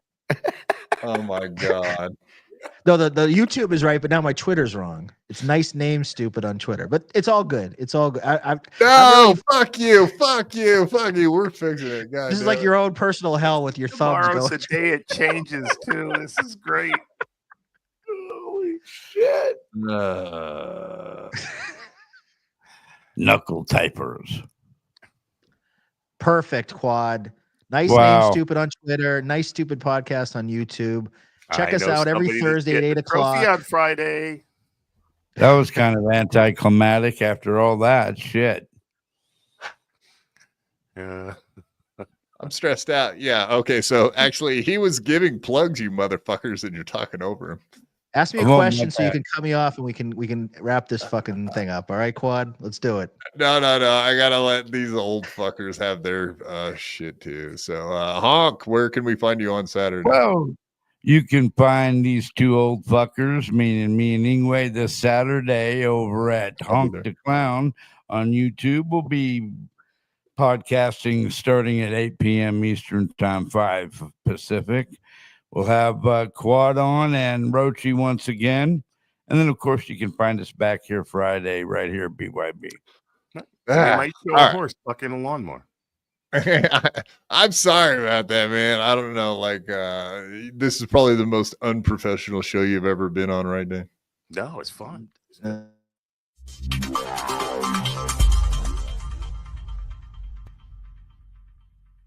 had to fight my whole life. I could beat you up even if you had 1,000 knives. Even if you had infinity knives, I would punch you up into the air like a kite. I bet you sleep with the night light, cause you're scared of the dark, cause you stink like a fart. Well, I light your fart on fire with my rounds. You think I won't? I do it all the time. I bet I got more money than Jay-Z. Compared to me, Jay-Z is lazy. Plus Beyonce thinks that I'm cute. It's okay, Beyonce, I think you're cute too. I made out with so many girls. Made out with every girl in the world.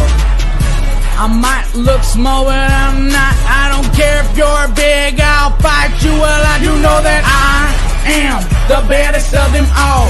If you ain't about money, then I don't mess with y'all. Y'all think I don't get girls, cause I ain't very tall. If she see my stats, I bet you that she calls. Cause I am the baddest of them all.